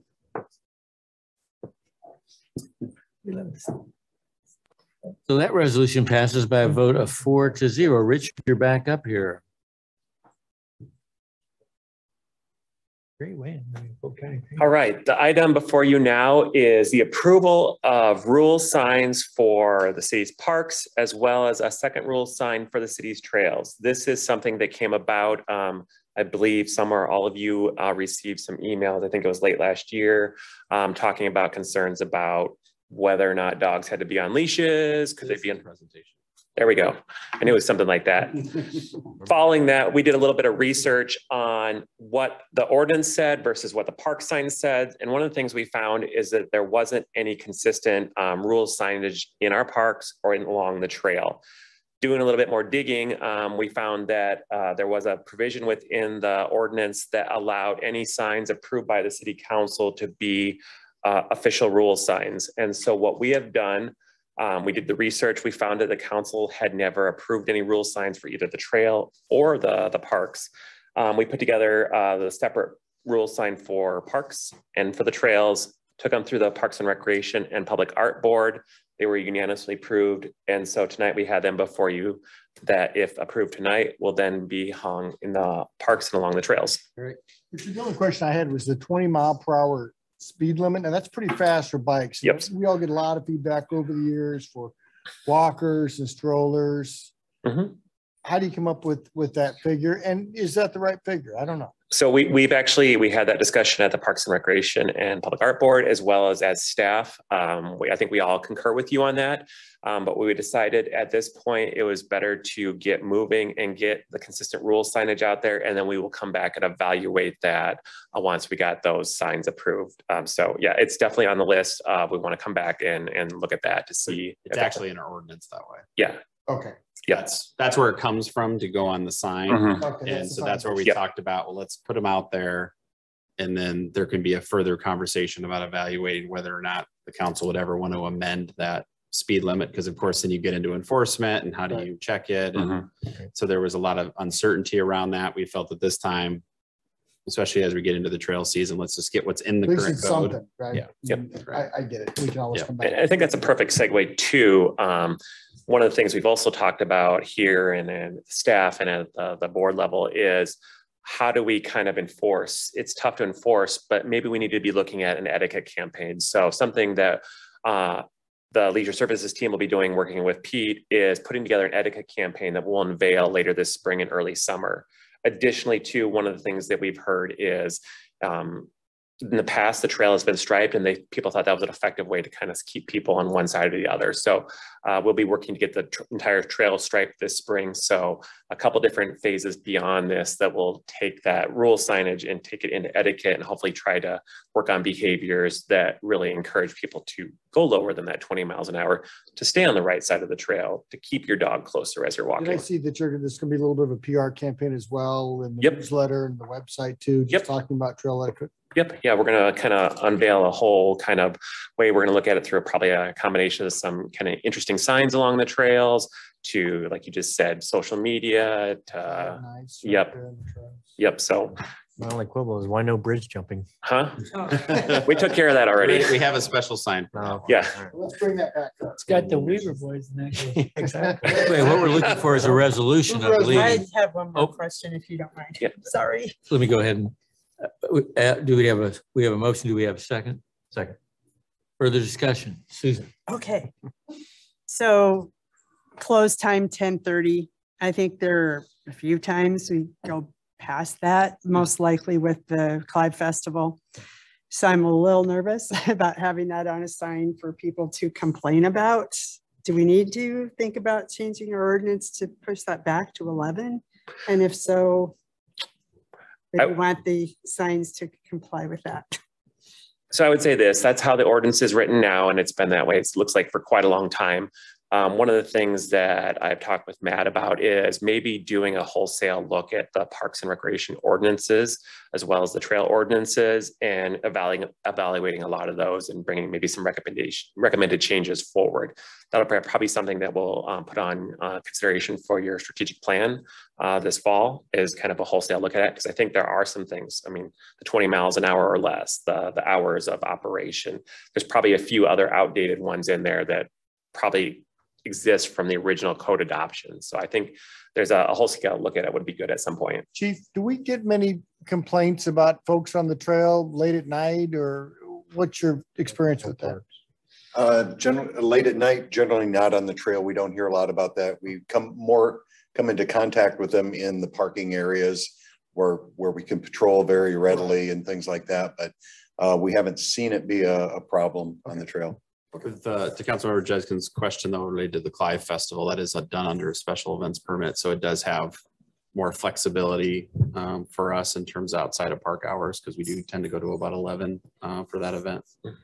Or later. Or later. So would we need to say anything on here, you know? Well, I've seen it where it's special exception or something. unless otherwise permitted or something. I mean, it could get wordy, but like if it's not a problem, let's not create the problem. And a little bit of that was the intent of keeping the wording on the signs as simple. It's not a list of every rule that we have in the ordinance. We hit the key ones, short and sweet, give symbols. So even if you can't, speak English or read English, hopefully you get the kind of intent of what we're trying to accomplish is there. We want to cover the big ones so that people kind of knew what the key rules were out there. That part is true. I just think once that's so visible in front of everyone, it's more likely to potentially generate a complaint if somebody wanted to. Well, I think if you're going to hold off on that one, then let's hold off on all of it, because I would like the 20 mile an hour to be changed. So, but I think what the push is to get a sign out there for now. How much are we talking on these signs? They're probably in the neighborhood of $20 to $30 each. And how many signs are you looking at? We don't know for sure. I mean, we'd probably put at least one in every park, and then at a few key access points along each of the trails. 15 to 20. Probably 15 to 20. Yeah. Nominal. I was definitely figuring it would cost more than that. That surprises me. So. Yeah, these are just plate. Trying to get it out for the spring and summer. Yeah, they're literally an aluminum sign. It's pretty easy. Any further questions or discussions? Otherwise, we have a motion second, so the council should be able to vote. And the clerk should be able to post that vote.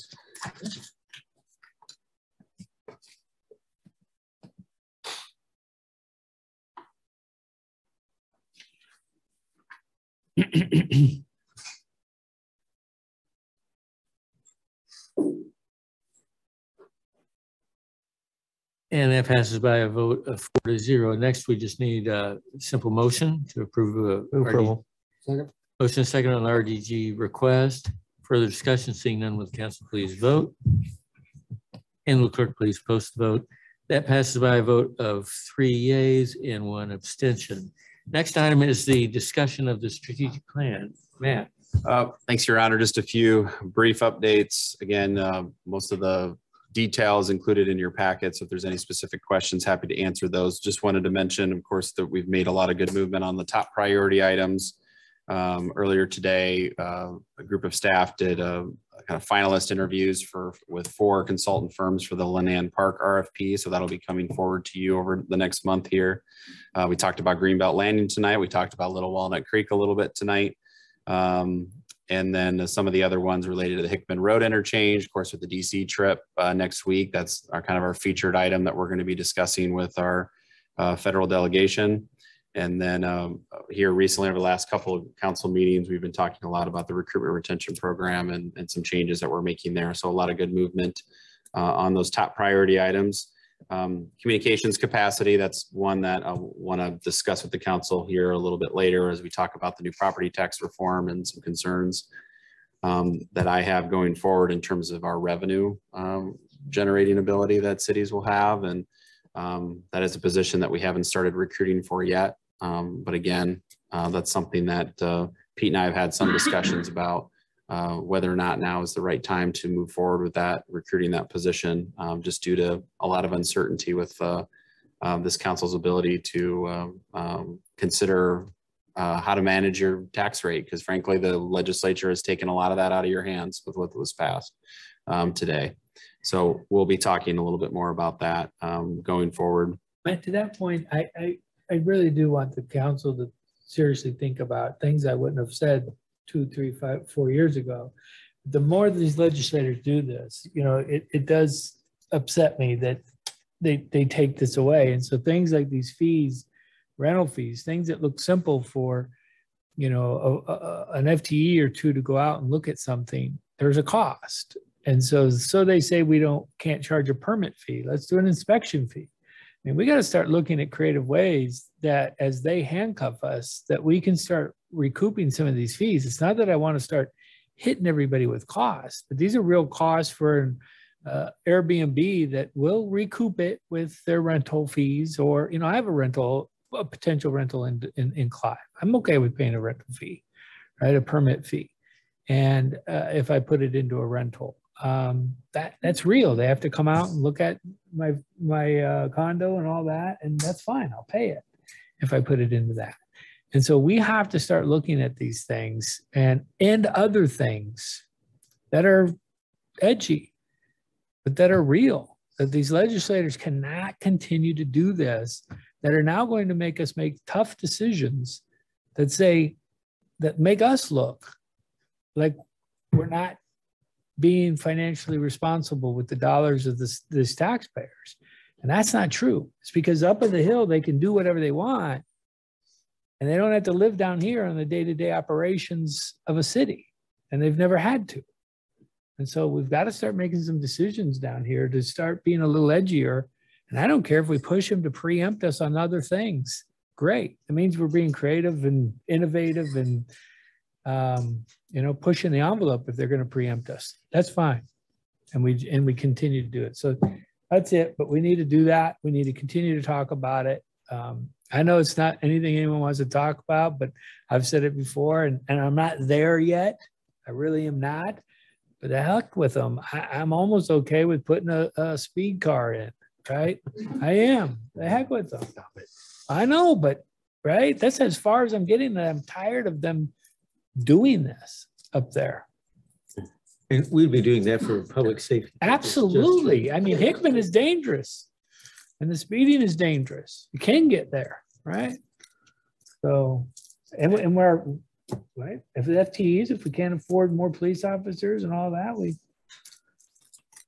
help us with safety issues.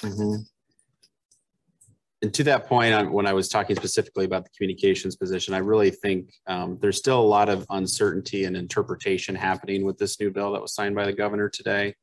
I've been chatting with my colleagues over the last few days. We're trying to figure out what it truly means in terms of some of the revenue limitations, because I've heard one story, I've heard another story. And so I think there's going to be a lot of interpretation that we need to go through. So what I feel at this time is holding on things like potentially the new communications position till at least we know more, and then we can bring that back to the council and give you some clarity about whether we move forward with that hire.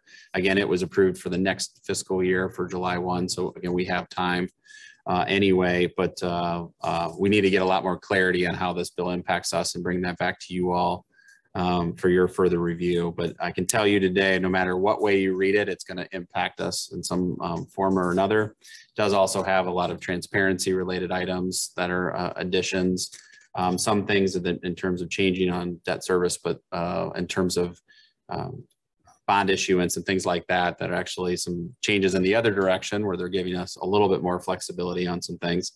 But there's a lot more to be figured out through this, and it's applicable for the next fiscal year, not the budget you just adopted, July 1, 2024 fiscal year. So we have time in the interim here, because I have a feeling there's probably going to be a technical correction to this bill. I have a feeling, maybe not, but it does, at least for the next 4 years, because it does have a 4-year sunset. We'll have some restrictions, and what we saw in the press releases and everything that came out from the leadership and the governor is this is step 1 of property tax reform. So that means there is more to come. Don't know what that will be. So anyway, in the vein of saving costs, we have come to a negotiated agreement with West Des Moines on making some adjustments to the West Side Station 2080 in terms of continuing to work with them at that station, but just restricting down a little bit the primary response area. That'll still serve that 142nd to the interstate part of the community, but that will bring Clive's costs down substantially for that station. Hoping to have that in front of you at your next council meeting for approval of that 2080. I think West Des Moines will be taking it on the 15th of May. So happy to see that finally we got that negotiation completed. So that was also on your strategic planning list, along with the water irrigation and stormwater, the tiered rates that you just finally adopted tonight. So that's another one that was a key item. And then as we talked, as we'll have the retirement of Chief Rowe at the end of the month, the fire chief selection was also another key strategic item on your list. So just wanted to note the key steps that have been taken on a number of those items, and would be happy to answer any questions on any others, Your Honor. Any questions for Matt? I just like to thank Matt for giving me some insight on what the levy consolidation part of that bill meant, because I think for a lot of cities that have been utilizing various levies that are now consolidated under their 810 limit, they are going to see an immediate hit right away. And you want to just explain for everybody what it's pretty limited for us. Yeah, we have 3 levies: the general fund levy, trust and agency, and debt service. There's some communities that are maxed out on their 810 on the general fund, and then that provides some other levy opportunities, emergency levies, and some other things. And there's a lot of little levies, a library levy that was under the code that was allowed if it was voted in. A lot of them are referendum or voter approved. They're eliminating most of those. They're keeping a couple: the transit levy, public transit levy, aviation authority levy, and then of course trust and agency and debt service are not touched, not changed in any way. Those are those levies don't have a number like an 810 limitation. It's more of the use of the funds. So like, for example, debt service, it's based on our constitutional debt limit that we can't go over. The levy can go up to serve those debt service needs.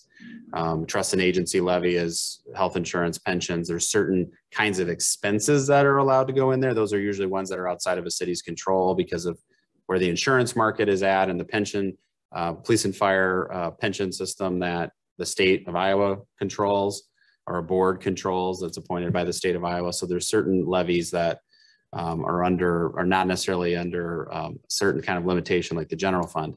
One thing I will say is, at least the way I read it right now, is for a community like Clive that has been managing under the 810 levy, ours is 722, it actually penalizes us for keeping our levy low.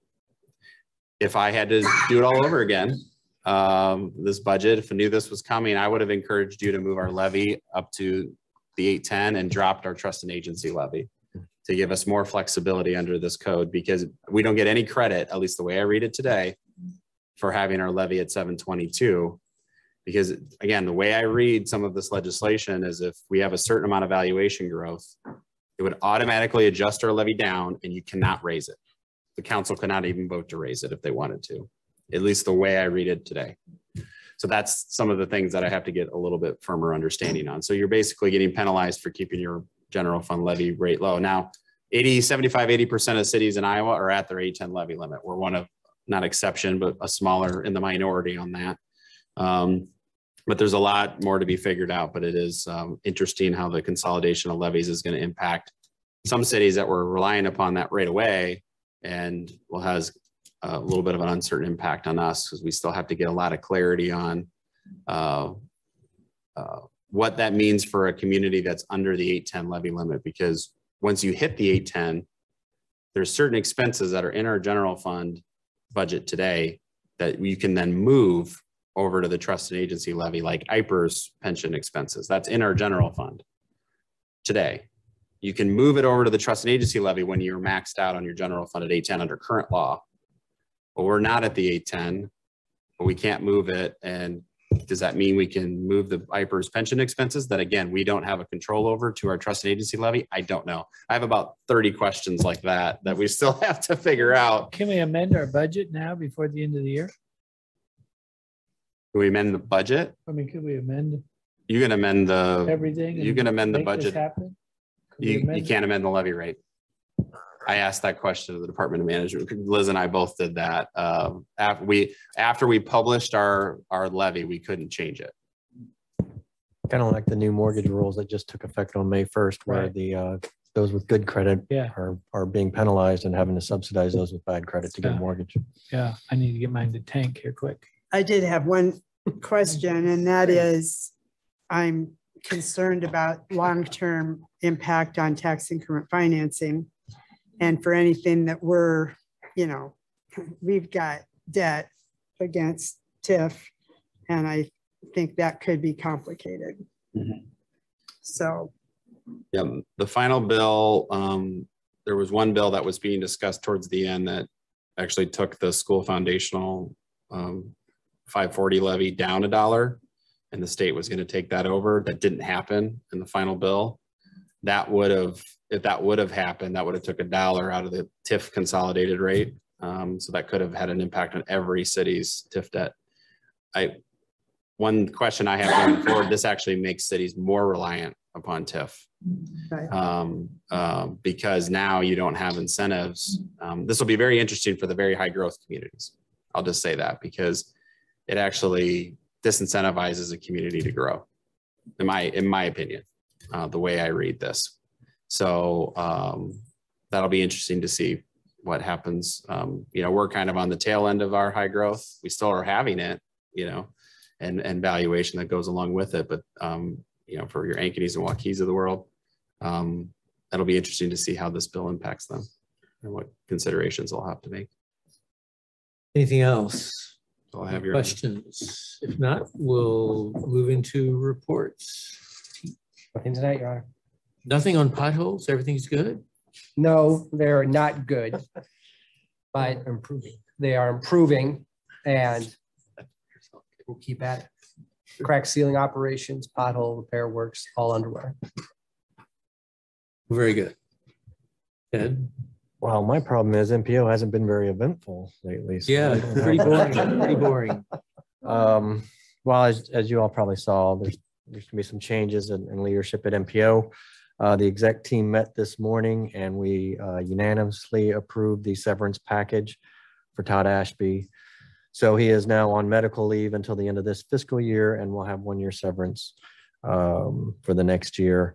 And Mayor Andaway, the chair, is forming a selection committee and they're going to be putting together a process for selecting the next executive director.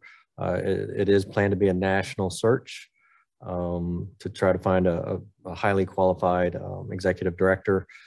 In the meantime, Dylan Mullinex will be the interim director. Dylan's very good, very competent, and we'll do a very good job. I'm fully confident in his abilities, and so I don't think we'll see any, disruption to operations or to anything that's going on with the projects and all of that. So I think we're in good hands until we get through that search process. So that's where we're at. And then most up here know the details. If Susan or Eric, you guys want any of the kind of the rundown of the events that led up to all this, I'll be happy to talk to you after the meeting.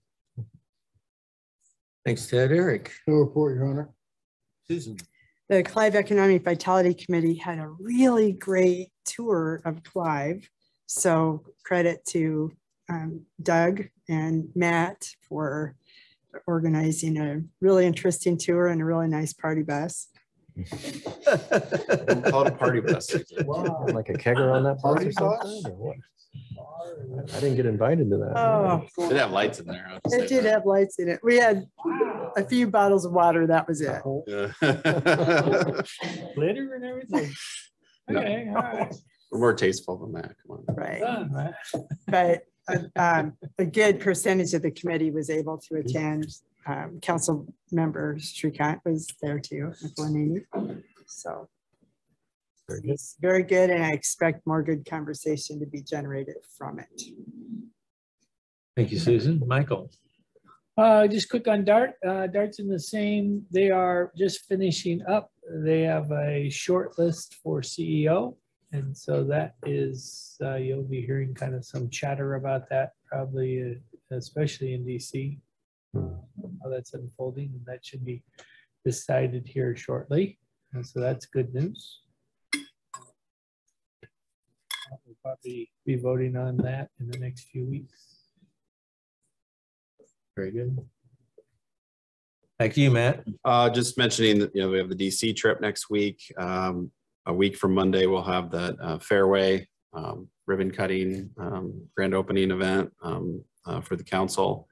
And then just, and I'll mention this in my weekly update to you all, that May 26th through June 10th, I will be out on vacation for those couple of weeks out of the country. So, but I'll send reminders in the weekly update. But that's all I have, Your Honor, unless there's any questions. Michael. Also with that bill on the DART, you might want to. Oh yeah, so the tax reform bill did have in there for the ability for the city of Des Moines to raise their franchise fee to 7.5%, but it has to be used towards DART. So that gives it's not a solution, but it extends the time for to provide resources for DART to continue forward for a little bit longer. Again, it isn't the sustainable solution; it's kind of a stopgap measure. But that was a part of that same property tax legislation. Des Moines Council will still have to vote on it and make that official if that's what they want to do, but they can. It's their choice. Their choice to do that. All right. Any correspondence? Anything else for the good of the order? Otherwise, we'll adjourn at 8:22.